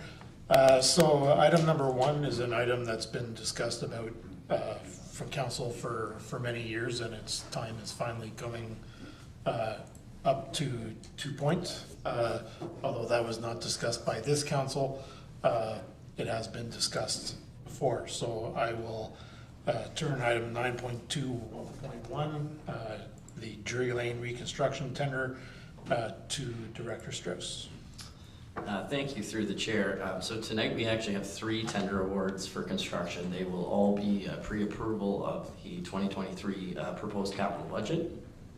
This report in particular is to reconstruct Drury Lane from Albert Street to Salisbury Drive. The project would be to fully urbanize the street and replace all the necessary underground infrastructure. If you look at the recommendation, you will see that this one is a bit of a unique council report whereby staff are not recommending to select the contractor but providing council with options. After staff and our consultant BM Ross reviewed the bids, the lowest bidder provided references of their staff, the equipment, and projects that they've completed. The lowest bidder did not have specific urban reconstruction experience, but they were the lowest bid by over 200,000. They were lowest by over 200,000 to the second lowest bidder. The project is proposed in our capital budget, and if this is awarded, the staff will make the necessary adjustments in the capital budget as this came in under the anticipated cost. So I'll just leave it at that and open it up for questions. All right, I'm looking for any questions from members of council. Yes, Councillor Brennan. Thank you, Councillor Pelkman. I'm leery with the lowest bid. I like the Van rebid. Shoughton is lowest by quite a bit, but when I take a look at the next tender, Shoughton is the highest by quite a bit. And I don't know how they could be super low on one and super high on the other one, and it doesn't instill a lot of confidence. So I'd be content to go with the second highest bid, Van Bree, because I think we might be saving ourselves a little bit of complications down the road going with a more experienced firm. It's a comment, not a question. Councillor Hippel. Yeah, that was the first thing I saw on there was exactly what you just said, and I thought it was quite interesting. But I really appreciate the comments and the research that you have done when you're going through the bids and the tenders. So I would definitely agree with Councillor Brennan. I think Van Bree would be the better way to go. Councillor Wilsey. My only comment I would have with that is I know in previous years I've heard council talk about not having enough people bidding on municipal contracts. We now have a new contractor who is looking to get into that to start. I don't think we should necessarily recruit them just because of that, but I do think that we would need to address some of the things that BM Ross has said about going over with project management and timelines. Chance that the contractor may speak to us about what they think about those questions from BM Ross if they're here. Do you want to answer that, Director Strauss? Through the chair to Councillor Wilsey, the contractor is actually present tonight in the gallery. So perhaps I didn't understand the question, but if you wanted to ask, I don't know if we wanted to invite them to answer that. Can you clarify the question? Because I didn't really understand it either. Oh, sorry. The question I had is that when in the report it says that BM Ross is aware that Shoughton completed some building demolition, and they went into different details, and they're concerned that there will be additional admin fees by the project being done or not being completed on time, and that may be a cost overrun. So I'm just wondering if the contractor would like to speak towards that, or maybe they would be willing to make sure that there is no cost overrun or cover that, or just maybe you just want to listen to them. So I can answer some of that because I had part of that conversation with Director Strauss today. So the price is the price. If there are any additional costs from timelines or errors made by the contractor, that's at their cost. If there was something unforeseen that hasn't been in the tender, then that would be something that would be open for discussion about whose cost that is borne. The risk, for lack of a better term, is that on Drury Lane you have probably in excess of 100 homes that have connections, and if there is mistakes, the road gets redug up again, and the timeline for construction stretches for a longer period, and there's disruption to a road that's pretty heavily traveled, as that's the only street that carries north to Penna Lane and the commercial plaza where Burger King and Superstore are. I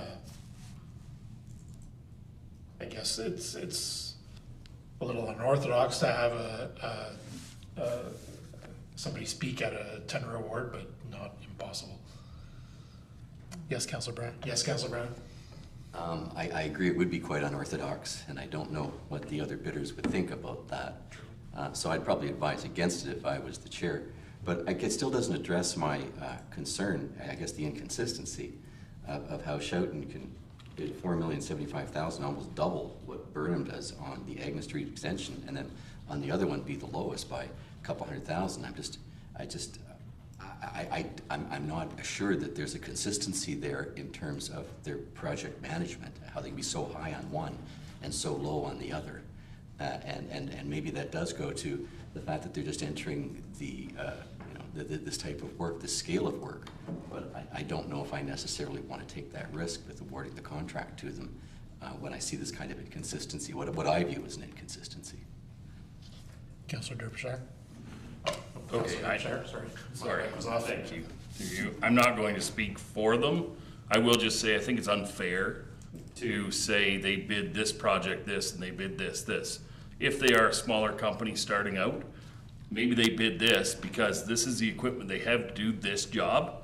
They did bid our other job. They did say, you know what, if we get this thing, we might have to hire someone else to come in and do this project as a subcontractor. I think you should look at every bid as the bid. And if you think it's too low and that they can't do the right job, then that's fair there. But to say, because they went and bid this next one so high, that could be just covering their, for lack of a better term, ass, so that if they do end up getting it and they have to subcontract it out, everything is done right. So I wouldn't hold it against them. To me, I think they put in a bid. If we're confident that, they can do this, then that's where I would head. I think you give them a shot. Just curious if the technology allows us to bleep that portion out later. Just kidding. No, that's okay. Add it to the list. Councillor Kennis. I assume that all contractors would have to carry various bonding coverages to cover any construction errors or omissions or anything like that. I guess it comes down to, if there are errors or omissions, the inconvenience to the people that live on the street. I guess that's basically the bottom line thing. So, was there anybody else? Yes, Councillor Hippel. I would just add, and I agree with Councillor Derbyshire, I completely understand what you're saying. The only thing I was going to say, and it has nothing to do with the other bids, it has to do with that they are very close, and I am, in my heart, we all talk about supporting locals so much, and I think if they're that close, and we know how the local company and our community, how they work, and you're comfortable with the things that they've done in our municipality in previous situations, that I would be completely fine with using the number 2. But that's me. I'm not saying there's anything wrong with number 1. I just would be comfortable with using the Embry because they are local. I guess the only comment that I would have is as much as you can look at the tenders individually. I'll come back to you. Okay. I know there's a whole bunch. Is that there's a very minimal number of connections on the Agnes Drive versus many connections on Drury Lane, and the 2 bids, looking at them, even though one's new road construction and one is reconstruction, to me I have a concern with the tender. But Councillor Derbyshire, go ahead. I was just going to say, I gotta turn this off. Sorry, through you. Schouten is local. They do hire local people that actually live in our area too. So it's not, when we get into that, they're the same. They're not based in Strathroy-Caradoc, but some of their employees are based in Strathroy-Caradoc. So I agree, they're just as local as Embry. That's kind of, yes. Yeah. Okay. That's good to know. People would know that, right? So I guess I'm looking for a motion. Yes, Councilor Brennan. I'll make a motion that we go with Van Bree Drainage. I'm looking for a seconder for that. Councilor Hippel. All those in favor? All those opposed? That motion fails. So I guess I'm looking for another motion. Councilor McGuire, or Deputy Mayor McGuire. I'll make the motion that we go with Schulten Excavating Inc. in the amount of $3,709,115.40. Looking for seconder, Councilor Wilsey. All those in favor? All those opposed? That's carried. Then we are moving on to item 9.2.2, which is the Agnes Drive extension. And if anybody on the north end is watching and saw the previous report, that this Agnes Street extension will not connect with the current Agnes Drive so that we can separate the industrial traffic. May I just interrupt you for one moment? Could you go back to, if you don't mind, 9.2.1? I think there is other recommendations that we failed to address. Just the way the motion ran. You're right, actually. There is. And I will make those other motions now that we have taken the awarding of the reconstruction project to Schulten, so we could remove that line, and I'll make the rest of the motions for. So that would be that BM Ross be the contract administration for the amount of $245,870, excluding HST, and that council approved contingency in the amount of $100,000, excluding HST. Those two, you're correct. I missed those. Yes, sir. So made by Councilor McGuire, seconded by Councilor Derbyshire. All those in favor? That's carried. Thank you very much for bringing that to my attention. So I will turn this item over to Director Strauss. Thank you. Through the chair, the Agnes Drive extension, which was actually presented by Director Huff earlier in the Molnar Industrial Area, it is an extension of the existing Agnes Drive. It's actually coming off Wright Street, service down to the south. But as mentioned by the chair, it's not connecting to the existing Agnes Drive. The road extension, it'll allow for the creation of serviced industrial lands. The part of the works, it'll also be relocating the DeGroot drain that crosses through Wright Street, and it actually runs through most of those lots. We'll be redirecting it down the south portion of Wright Street over to the east extent of those lots. The project is an example of competitive bidding. It's important to tender this early on in the calendar year to attract these contractors and their hungry pricing. This project is fully funded through the development charges and there's also there's industrial lots, and correct me if I'm wrong, Director Huff, but I think there was 6 industrial lots, and then there's also potential future consideration of other lands that are owned privately. I'll leave it at that, and I'll open it up for any questions. Are there any questions from any members of council? Yes, Councilor Kennis. Just in terms of timing, is this simultaneous with Drury Lane, or would both be happening at the same time? Through the chair to Councilor Kennis, this project is shovel ready, so it will commence. I would anticipate around May. Are there any other questions from members of council? Again, I would just remind everyone that this is pre-approval of the 2023 budget, just so that we're all aware that we're starting to spend vast amounts of money that haven't not yet passed in budget. It'll make budget meetings shorter. That's very true. That is very true.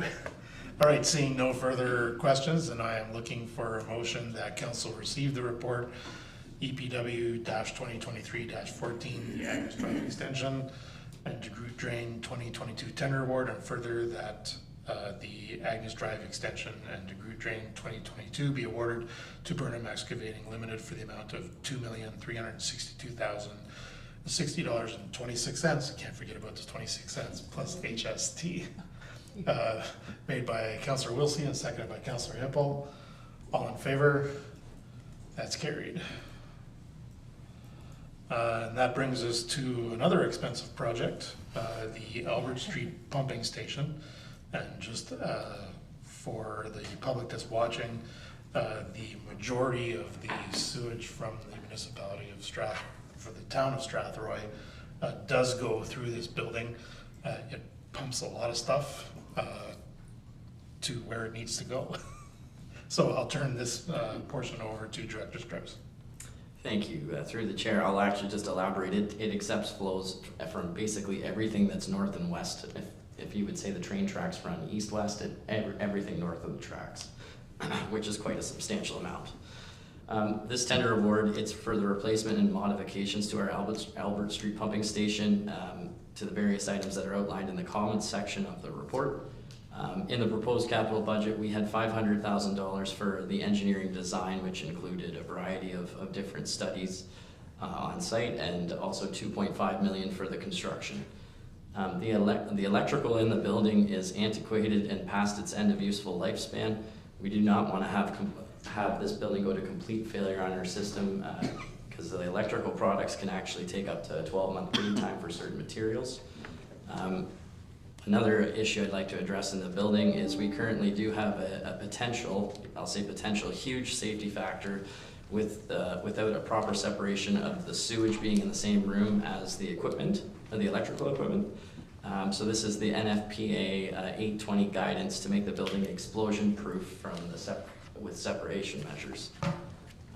And then I'll just add, this project would all be funded through our wastewater rates, so it would not hit the taxation. All right, are there any questions from any members of council?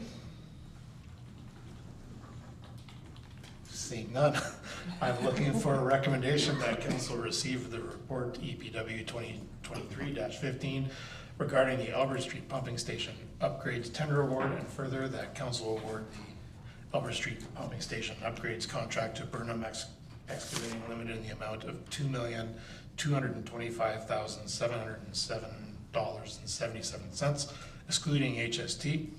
And further, that council award the contract administration for the Albert Street Pumping Station upgrades to RV Henderson in the amount of $138,492, excluding HST.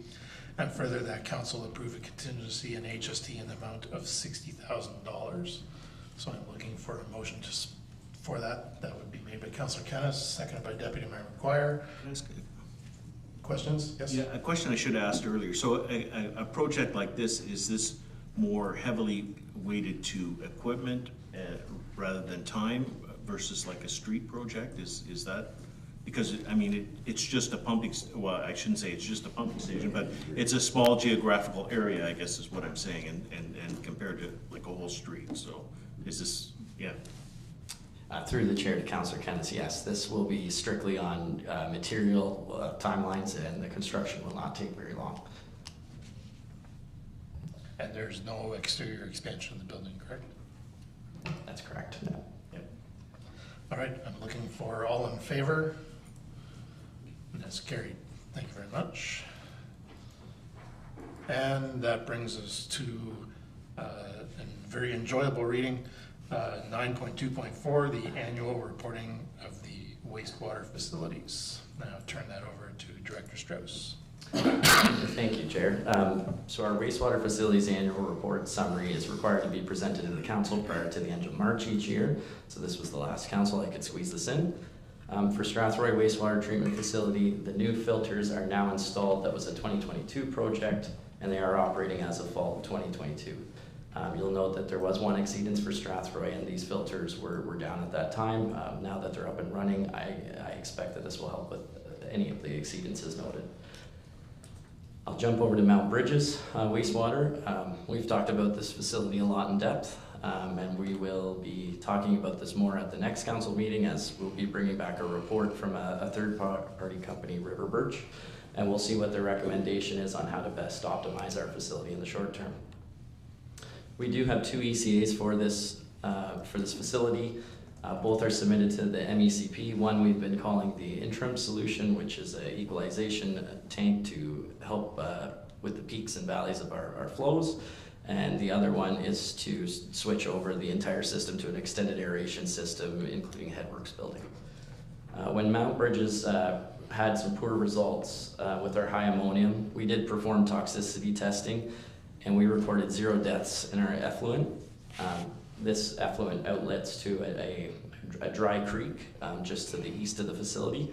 The MACP did not require any further actions after seeing the results. If the Mount Bridges plant has exceeded wastewater effluent, we would start diverting the flows to Strathroy wastewater treatment facility, which we've been doing over the course of the colder months. We also, just to add, we do haul sludge out of our Mount Bridges wastewater treatment facility. We take that sludge to the City of London Greenway facility, and we haul approximately 8 to 10 loads per month, depending on the depth. We do not have a sludge holding tank on site. So other than that, I'll just leave it high level, and if there's any questions. Are there any questions from any members of council? Yes, Mayor Grantham. Yeah, through you to Director Strauss, when do we anticipate getting approval from MECP?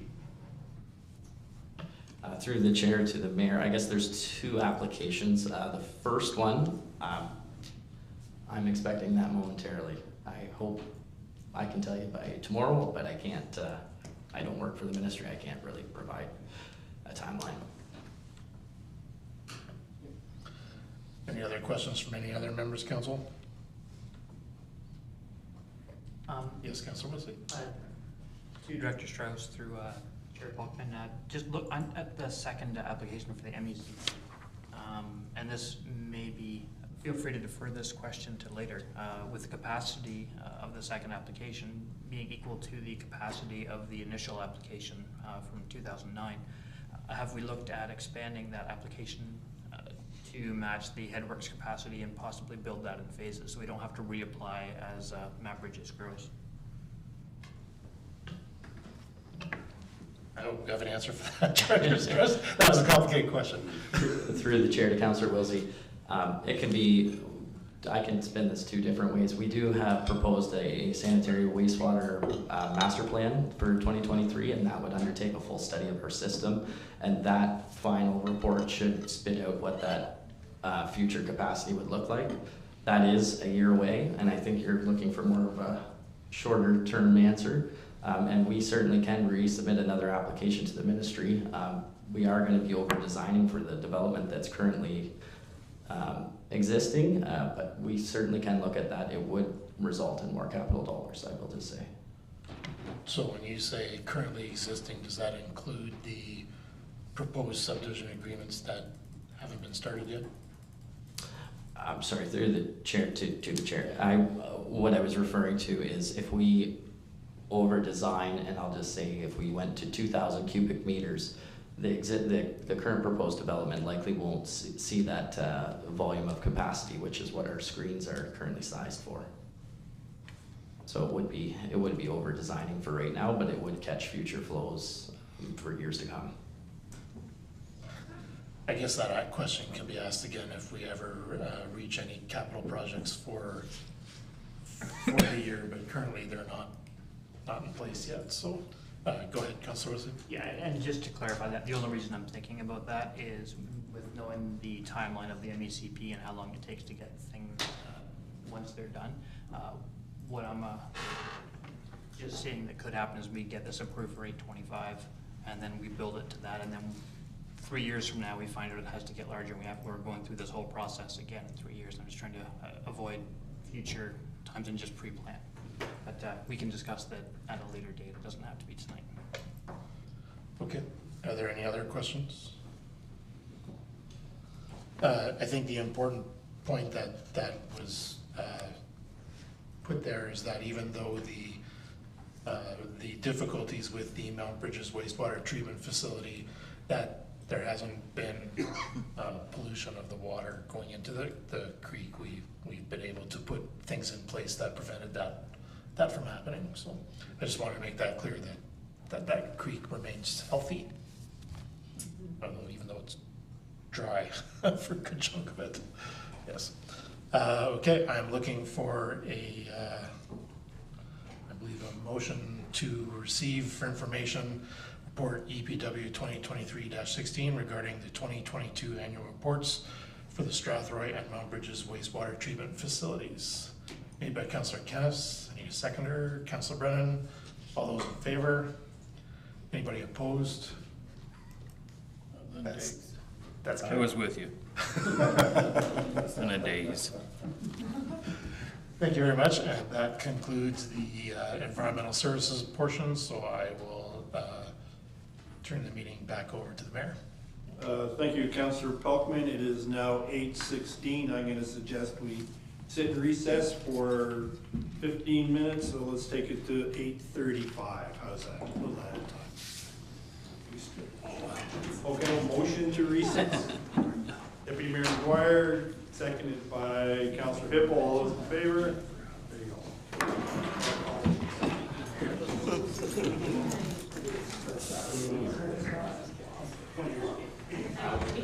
How was your trip?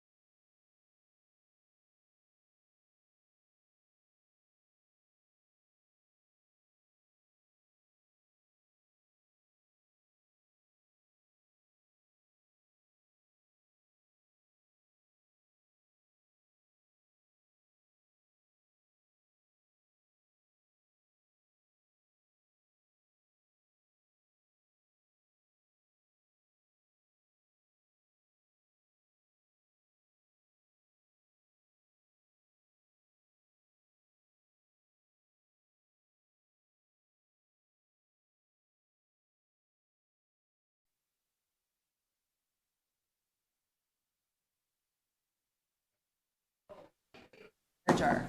Yeah, I know. I like it. It's in there. That would be fun. Okay. Welcome everyone back. That was a well-needed rest. We'll move on to item 9.3, recruitment of the chief administrative officer. I think we'll take each motion as they come, because they might need some discussion. So rather than going through, so let's go first. Motion to report HR 2023-05 be received for information. Motion, Deputy Mayor McGuire, second by Councillor Kennis. All those in favor? Yeah, did you want to speak to that, Doug? Not unless you wish me to. The report in front of you, I think it's fairly self-explanatory, but I'm happy to answer your questions. You go easy on me tonight, so. Okay. All right, we'll go to the next item, which is council nominate 3 members of council to a recruitment committee to begin the process to replace and hire a new CAO. Not sure how we want to handle this, but I'm going to nominate as part of it Councillor Kennis, Deputy Mayor McGuire, and myself. Any questions? Seeing none, can we have a motion to accept? Councillor Brennan, second Councillor Palmer. Those in favor? Next motion, the council requests the Director of Human Resources to begin and manage the Chief Administrative Officer recruitment process and create an interview team, including the nominated council members and a senior director. Before we go to the motions, were there any questions or comments? Councillor Pelkman, then Councillor Brennan, and Councillor Wilsey. Yes, thank you. I guess the question that I have is, I'm assuming there would be some kind of scoring system as you go through the vetting process, and if council as a whole has a chance to provide some weighting to that scoring system so that we get candidates that I guess have the attributes that all of council is looking for.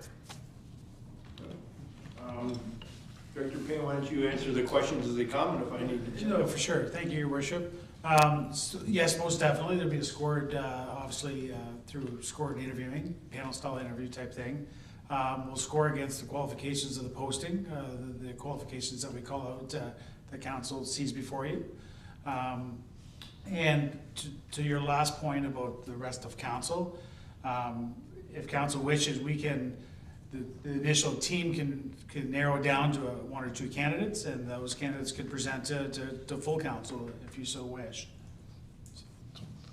Yeah, follow up, Councillor Pelkman. I guess I'll explain my reasoning to the question, is that, you know, prior to my coming onto council, there was a province-wide, I'll say, trend to 0% tax increases, and it was a very regressive time for municipalities where they weren't being progressive and making decisions about creating communities. All they were worried about was cutting dollars and cents.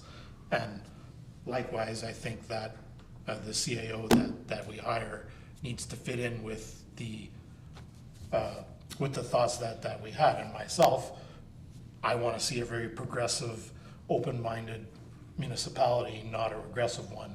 And so I just want to make sure that as we're going through the vetting process, that there's some kind of weighting to that based on their experience of whether or not they've proven to be able to develop a progressive community versus just one that cuts as many pennies as it can. Can I just interject, Director Payne? And I think when we get to the next one, I know Deputy Mayor has some thoughts about the job description. So that may be where that could fit in, more input into the job description. So, Councillor Brennan.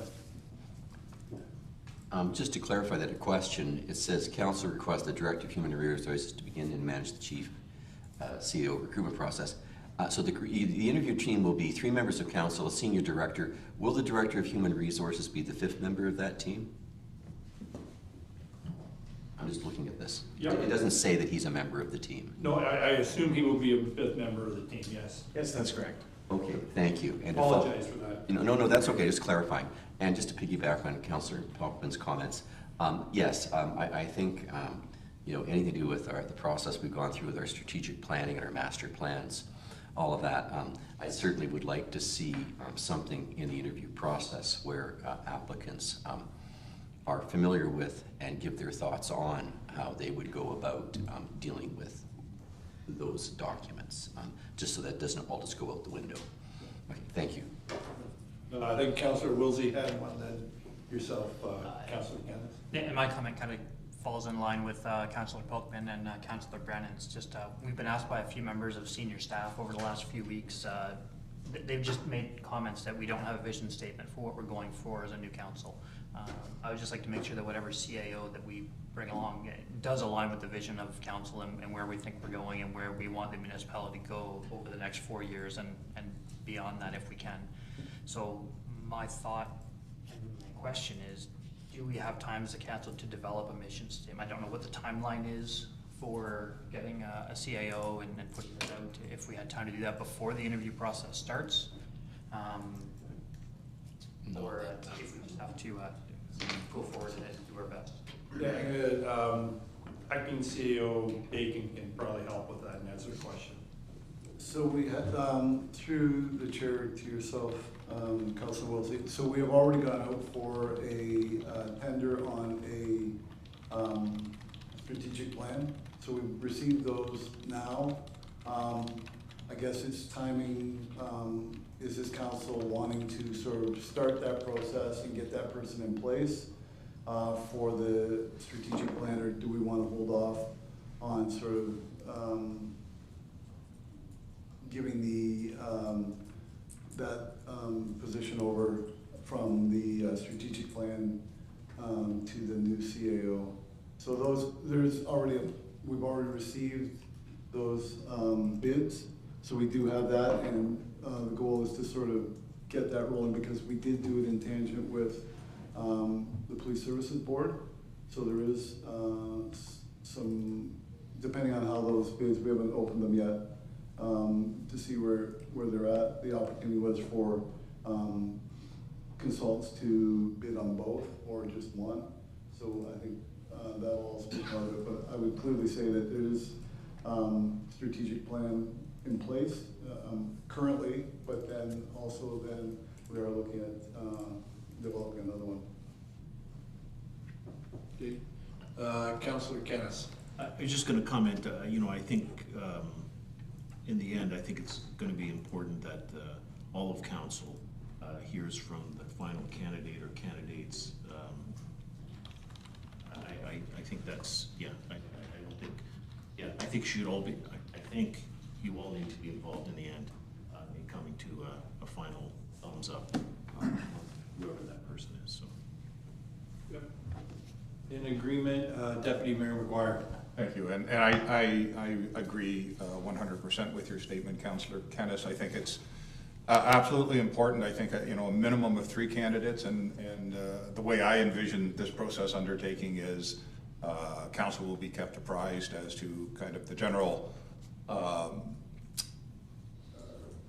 perhaps the number of applicants that we're having and where the committee is. And then at some point in time, there'll be direction from council that you want to see the top 3 or the top 5, and you'll provide direction to the committee to bring back a number of candidates that you want to see for the decision. I can't think of a bigger decision that we're going to make, and everybody needs to be involved. Thank you, Your Worship. Okay. Any other questions, comments? Okay, seeing none, can we get someone to make a motion? The council requests Director of HR to begin and manage the CAO recruitment process and create an interview team including the nominated council members and a senior director. Someone carry a motion? Deputy Mayor McGuire. Yep, sorry. Can I ask you a question? Do you want to indicate who the senior director is, are we appointing that person through this council? And are we also going to appoint the Director of Human Resources at the same time? Does anybody have an answer to that or a thought to that? I'm thinking that since we are establishing the committee, that we would appoint the director. Am I wrong? No, not wrong, but my thoughts are that I think it's important that the senior leadership team have some input into who may be given the direction. So I think it'd be wise to have this, Councillor Pelton. I was just gonna say, we can't really nominate a senior director because we don't know if any of them are considering applying. That's right, and I think we should leave it up to senior leadership team, once they know that, to appoint their person.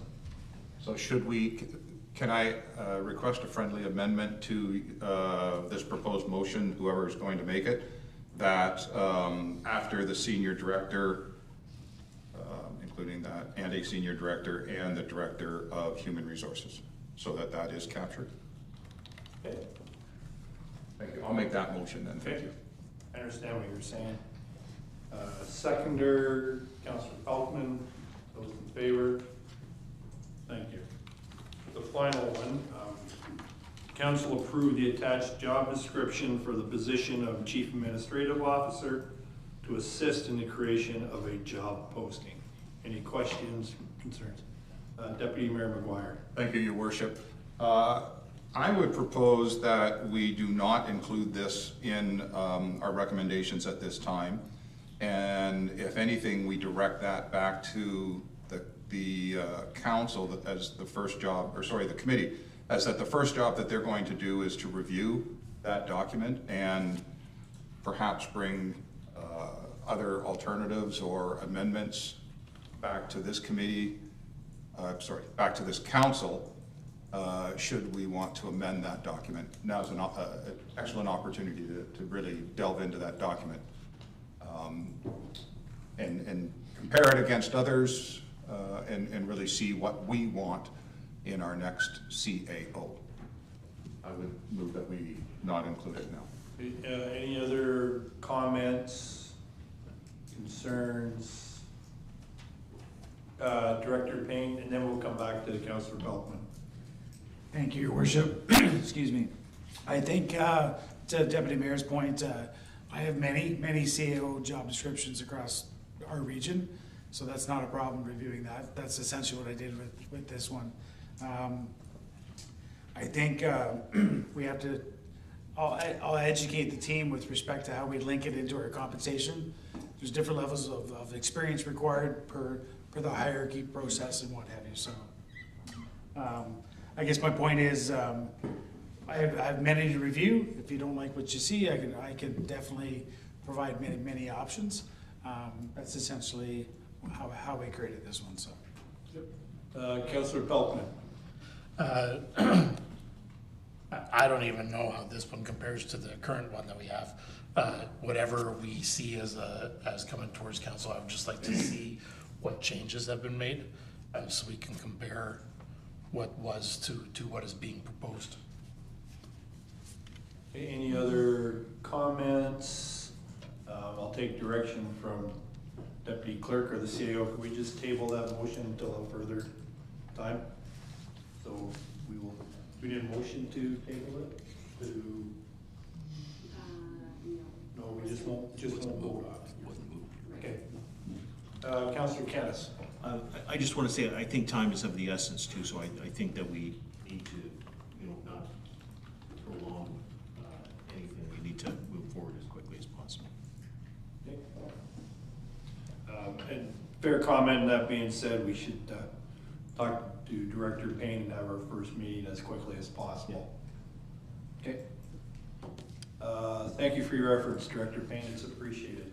Oh, Deputy Mayor. Wondering if it would be appropriate then to make a motion that this council direct the committee to review the job description of the CAO and bring forth any amendments they see fit back to this council in the form of a report by, and we'll pick a date, Whether that's 2 weeks out, do we think we can do it in 2 weeks?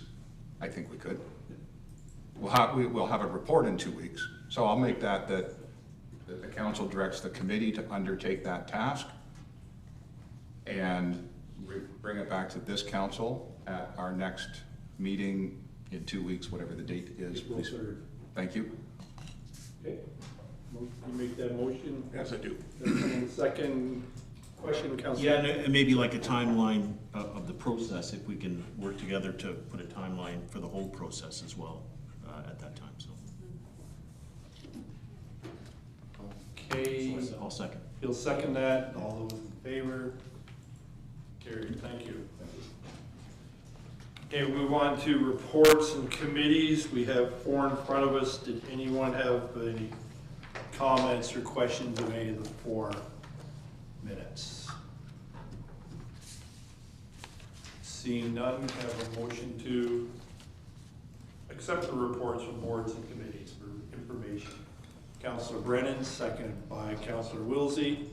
All those in favor? Carried. Thank you. Okay, consideration of bylaws. Acting Clerk Jen, you're up. So bylaw 4-21 refers to item 6.1. It's a bylaw to provide for the construction of the Caradoc Campbell Drain South Branch 2021. So we are looking for the 3rd and final reading.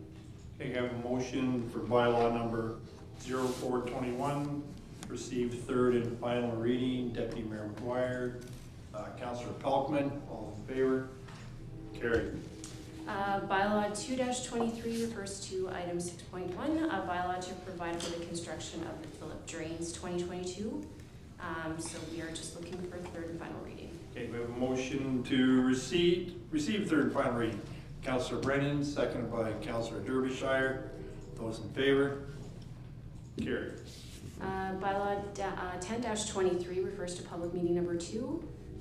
It is a bylaw to amend bylaw number 4308, being the comprehensive zoning bylaw, and that is regarding 9388 Scotchmere Drive. So that one is 1st, 2nd, and 3rd and final. We have a motion to carry that item. Councilor Hippel, seconded by Councilor Kennis. Those in favor?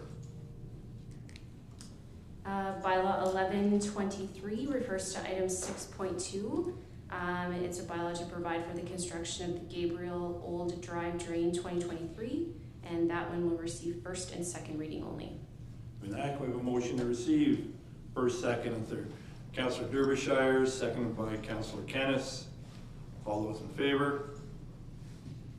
Bylaw 12-23 refers to public meeting number 3, and it is regarding the 7938 Innadale Drive. So that one is 1st, 2nd, and 3rd and final. Okay, we have a motion to receive 1st, 2nd, and 3rd and final reading. Councilor Kennis, seconded by Councilor Hippel. All in favor? Carried. Bylaw 13-23 refers to public meeting number 1, and that is in regards to 7870 Falcon Bridge Drive. So we are looking for 1st, 2nd, and 3rd and final. Okay, we have a motion to receive 1st, 2nd, and 3rd and final reading on that bylaw. Councilor Brennan, second by Councilor Pelkman. All in favor? Carried. Bylaw 14-23 is a bylaw regarding 392nd Street, and that one is to receive 1st, 2nd, and 3rd and final. Okay, we have a motion to receive 1st, 2nd, 3rd, and final on that bylaw. Councilor Pelkman, seconded by Deputy Mayor McGuire. Carried. Bylaw 16-23 is to appoint an acting chief administrative officer. So that one is, we're looking for 1st, 2nd, and 3rd and final reading. Okay, for that bylaw, we need motion to receive 1st, 2nd, 3rd, and final reading. Councilor Palmer, and I would like to second that one, if I may. All those in favor? Carried. Bylaw 17-23 is a bylaw to authorize the conveyance of property to the Caradoc Housing Corporation of 22647 Adelaide Road. So we're looking for 1st, 2nd, and 3rd and final reading. Okay, I'm just going to take a pause here for a minute because I know there are people who are curious. Wonder if acting CEO Dakin could explain why we need to do so. Thank you. So this is in regards to the property that the affordable housing project is being built on. It was an oversight at time of the plan that went forward there, that this was not conveyed to the corporation, but is still in the ownership of the municipality. So this is required for the registering of the mortgage that's going to be put on the property. So we just need this at this time for that. Okay, question, Councillor Derbyshire. I just had a question on maybe the wording here, it's just a misprint, but it does say location to transfer to the Caradoc Housing Corporation at the top, and down below it says located Strathroy-Caradoc to Strathroy-Caradoc Housing Corporation. Has the name changed, or should it just be the Caradoc Housing Corporation? Yeah, it should read the Caradoc Housing Corporation, not Strathroy. I think it might read it in the next one too. Okay, any other questions? Okay, I have a motion to receive first, second, third, and final reading. Motion, Councillor Brennan, second by Councillor Kennis. All in favor? Carried. And the last one is bylaw number 1823, a bylaw to authorize the guarantee or mortgage of property for the Caradoc Housing Corporation. And that one requires first, second, and third, and final reading. Okay, again, just a quick pause. I'm not sure, Mr. Dakin, if we did explain this one last time properly, but I wonder if you could explain it.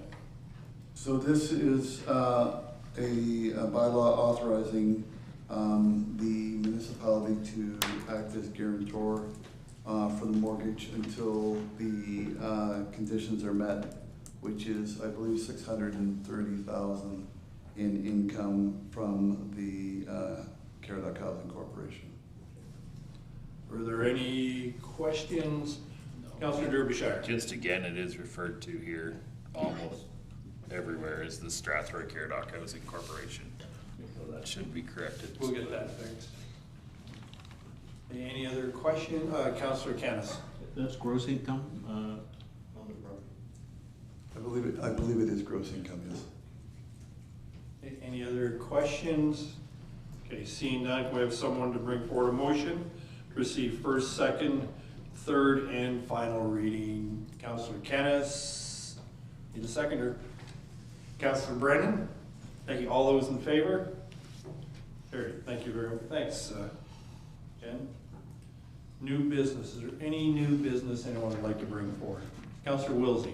I just wanted to bring forward the request for the more detailed report from the fire department that what we talked about earlier. Just if we could get a breakdown of what each of the activities were that made up the total of whichever the total was 1,300 and something. Just for how many were actual structural fires, and just break down so that we could put that out so that people will feel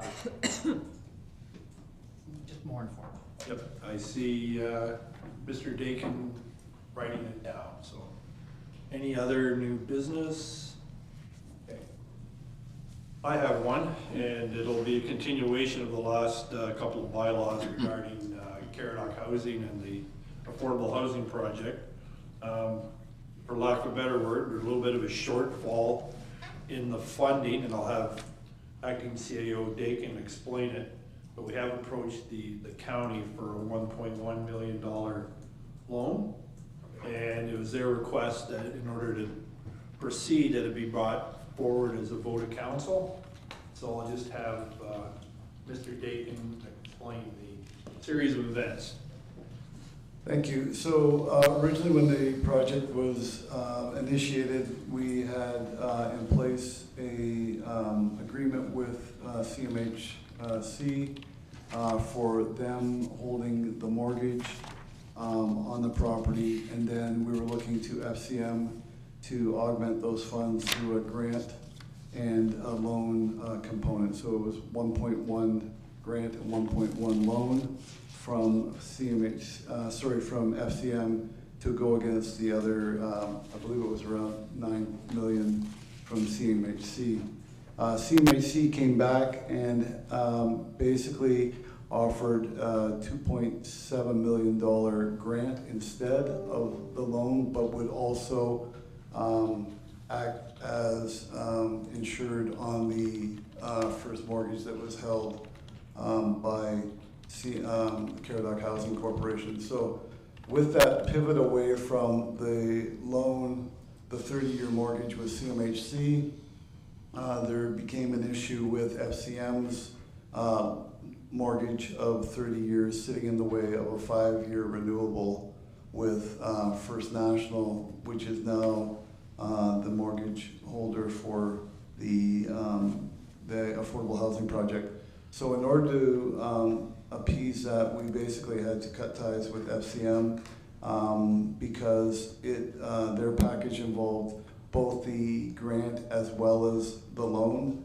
They weren't prepared to split that apart because really all we require is a 1.1. So we were asking them if they would do the 1.1 grant and not look at the loan or the mortgage. They said at this stage, because it's a capital project, they do those in tandem, so you get the loan and the grant. So that caused us to look for other means to sort of fill that 1.1 gap. First National has expressed interest in maybe carrying the whole thing, but we did see some opportunity for the county to become involved as well as a partner in this, with them providing that 1.1 loan through their loan program. So we reached out to them and they require council's authorization to do that. So that's why this is before you tonight. Any question? Councillor Peltman. Is that the county loan program that has 0%? That is correct. Councillor Kennis. So just to clarify this, then, rather than borrowing the money from FCM, we're going to be borrowing from the county instead. Correct. And it would be additional money. It's just from a different it's actually, source. to be honest, it's actually 200,000 less because it was going to be a 1.3 with FCM, and they would have an interest rate attached. This now is 1.1 with 0% interest rate attached. And just to clarify, Councillor Kennis, we're asking the county. They haven't pre-approved this. Okay. We're just seeking approval here to go to them and say, please lend us the money. Any other questions? Okay, seeing none, could someone make a motion? Councillor Pelkman, is that a question or a motion? That's a motion. That's a motion? That's a good loan program the county uses. Yeah. Second by Councillor Brennan. All in favor? Carried, thank you. Deputy Mayor, did you have a county council? Can I just interject? Yes. I did just have one piece of new business to. Yeah, I apologize. That's okay, I was hoping to come in behind Wilsey, which would have made it a little easier. After thoughts and discussions and reading the correspondence, I wondered if we shouldn't maybe be looking into revisiting the fire master plan as it is from 2016. And every time we do discuss the numbers from it, they are either really low or completely changed as to what today's numbers are, standards are, kind of moving forward as to what we're doing. So I wonder if maybe that master plan itself is kind of found its way out of date just based on we haven't really been able to do anything for 3 or 4 years. I was just kind of, that was a thought I had that might maybe kind of help all of us with clearing up some of this stuff. Councillor Hippel. Thank you. Did we not just do the master plan more recent to that? Because I believe I was here when they redid the master plan. Actually yeah, can you answer that? Actually, I'll refer to Jennifer, Dr. Huff. I think was that part of the plan when we did the comprehensive? Thank you. Through the mayor, so there was a fire location study that was done as part of the official plan process. So that would have been done in 2020, 2021. And then along that same time frame, we also did the fire master plan. So same time frame. I don't have it specifically in front of me right this second, but it was certainly done after we started our official plan review project. Councillor Pelkman. Maybe a good approach to start that would be to change the reporting structure to reflect the calls as Councillor Wilsey and Councillor Derbyshire are requesting, and then see if that still matches up with the fire master plan. Councillor Derbyshire. Yes, no, that is a definitely a good start. I just, even when we talk about the new fire hall, which is moving forward, this, that, and the other thing, I do believe that there's some hesitance as to be where it is, and maybe another idea as to where we should put it. Like, I think, yes, Strathroy's fire hall. I do think that maybe that things have changed in that aspect of it. Just looking at some of the other emergency services within our municipality that might need some help and room too. So it's just a thought that I kind of had. Yeah. Any other, I have a comment if you'll indulge me. I'll get to you in a minute. Okay, you first. Okay, no, I have questions about a number of master plans. I don't get too bent out of shape about it because I know they're guideposts and they lead us in a direction, but there's nothing that's set in stone with them, correct? So to me, they're guideposts, and like the master fire plan, and I've always admitted I have a few questions. I don't get too bent out of shape about redoing it because I know what the questions are, and all the previous council did was receive it and accept it, but they didn't approve any of the motions in it. So that's why I don't get too worried about it. The Deputy Mayor. I was just going to comment that I've noticed in my time on council that it's one area where there seems to be conflicting information being received, I guess primarily in the public. I won't say it's conflicting at this table or this horseshoe, but it certainly seems to be conflicting in the public in the way it's being presented and reported by the media. And of course, we don't control that, but it is the reality that we're faced with. So I would like to see, to the best of our ability, that corrected, and probably by us looking inwards as to what we're doing here and where this council wants to go with things, and then making perhaps more definite statements that don't get out in the public in various fashions might ultimately help us better. Any other comments, concerns? Councillor Pelkman. I guess the result of this is that we're providing directions to staff to change the reporting structure of the fire statistics as a starting point. Fair to say? Yeah. Fair to say. Okay, does someone want to make a motion to that effect, or we just get? I think we're just providing a direction to staff. Just direction? Okay, that's fine. Any other new business? I apologize, Councilor Derbyshire. Any other? Okay. Deputy Mayor, did you have a county council report? I see that it's 9 o'clock, so I actually thought we'd be much later. So if I may indulge and just take a moment of your time, there's been quite a bit going on at the county, and I think it's important for us to understand both what's going on and the results of that. So obviously we are involved in budgets at the county. We had a budget meeting today, and we are certainly getting well through that process, and that will likely be finalized, I would think, by our next meeting.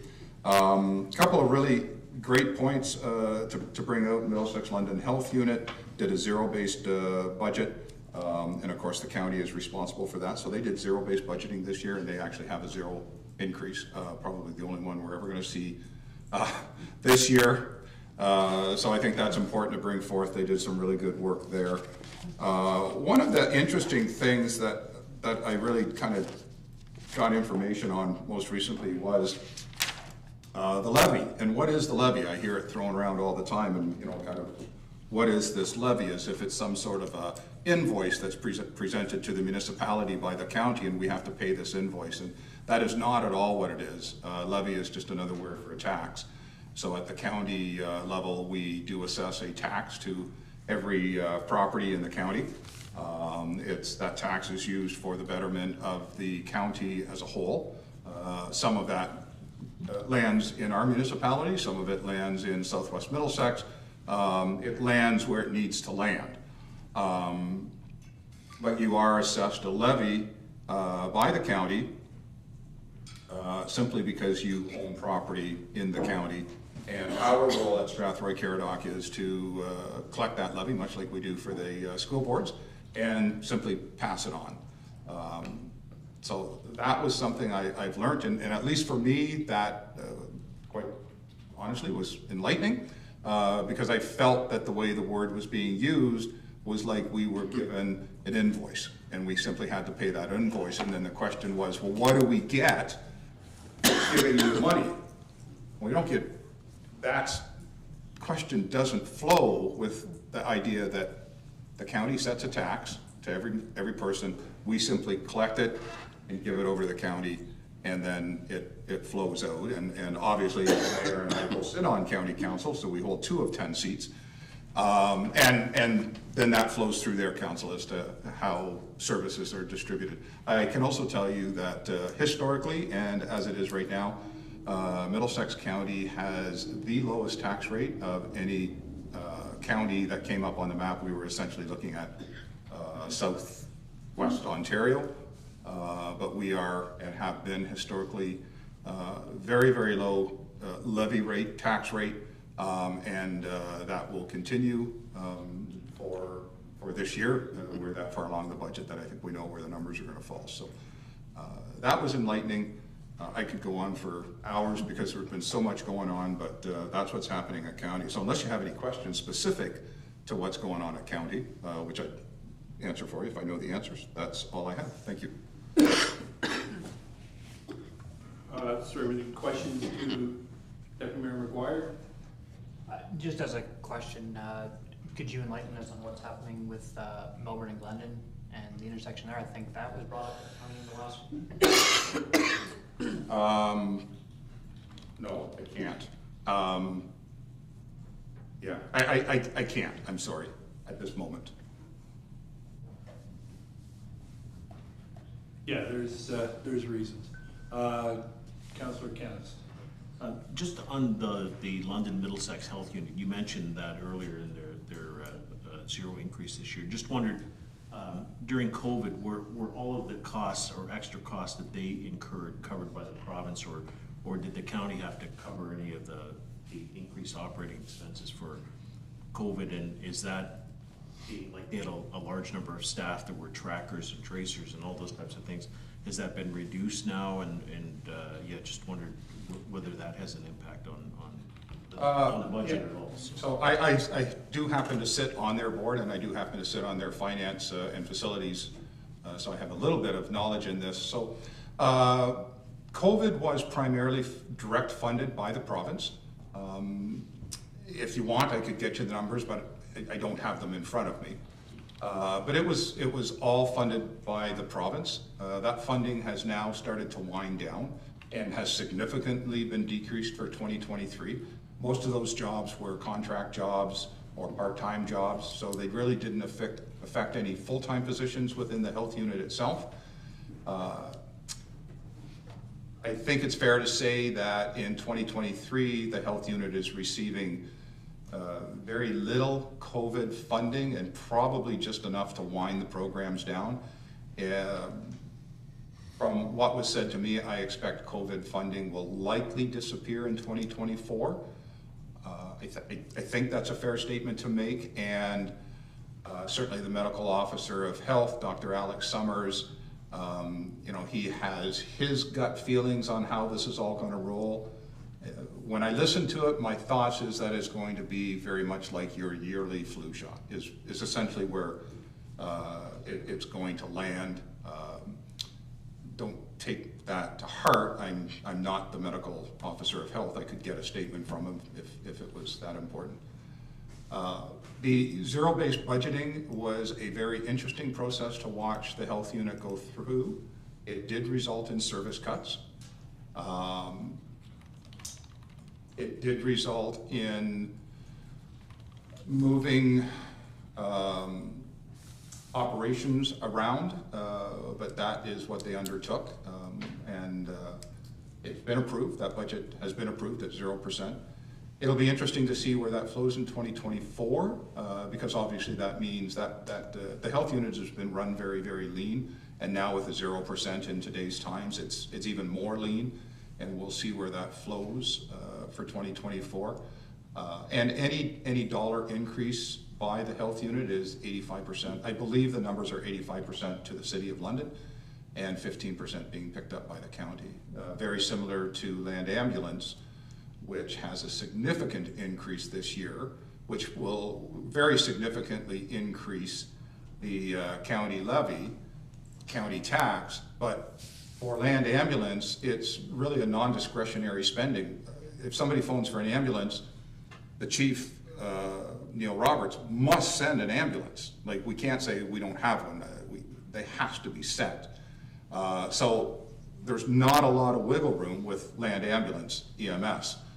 There are plans in place and requests of the province to change a little bit of the programming, particularly with, I think, the dispatch end of things that may allow the county, Middlesex London Health Unit, or sorry, Middlesex London EMS, to better manage resources, which is really the only place that they're going to be able to start saving money. So there's a lot of work going on there right now, but certainly for 2023, there is a significant increase that has been approved. Other than that, at the county level, their budget committee did a great job, I think. They're lean. That's what we've seen today. The word lean is in capital letters. There's very little extra to cut off without drastically affecting services. And so the services that we would see disappear would be stuff like planning. So currently we have 2 planners operating out of our facility a couple of days a week. So if that type of time starts getting pulled back, for instance, then that drastically affects our director's ability to turn applications around and do subdivision agreements and all of those type of things. So it's a tight ship, but they cut substantially out of their budget. From the initial number to what I believe is going to get passed is probably a 2/3 cut. So they certainly went as deep as they could. And remembering that you're already dealing with probably the leanest budget of all the other surrounding counties. So it's been an interesting process. Any other? Thanks for that, Deputy Mayor. Okay, number 14, inquiries or comments by members. Does anyone have any? Councillor Wilsey.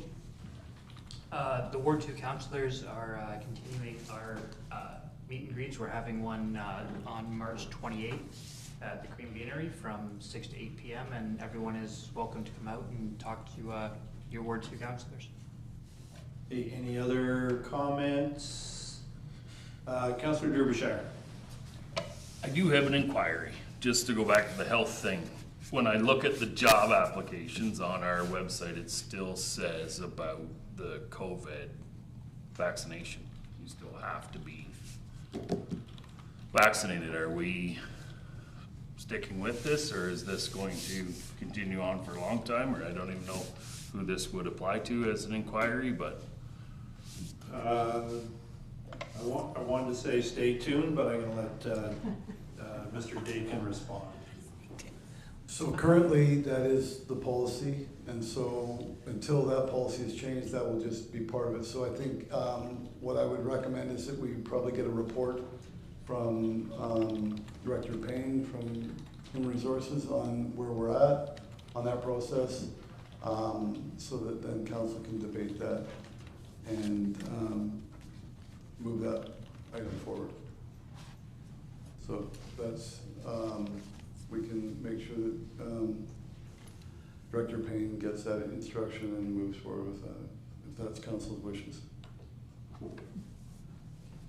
Go ahead, Director Payne, I know what you're gonna ask. Yeah, no, for sure. So just, I've talked to Councillor Pammer just about that, in the future, creating a report. Is that next meeting or the meeting after? What is council's wish for that?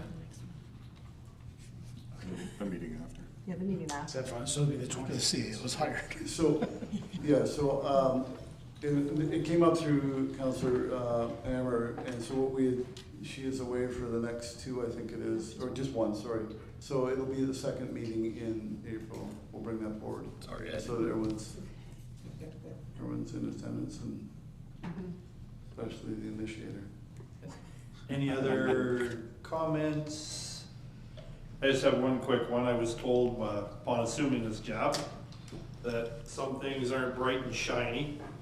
We should note that because roads and sewers are the most bright and shiny object, but if my calculations are right, we approved around $8.9 million in infrastructure spending tonight, and that's an accomplishment, and it's something that probably the public wouldn't take notice, but that is a pretty big accomplishment to approve that amount of infrastructure spending, so thank you for that.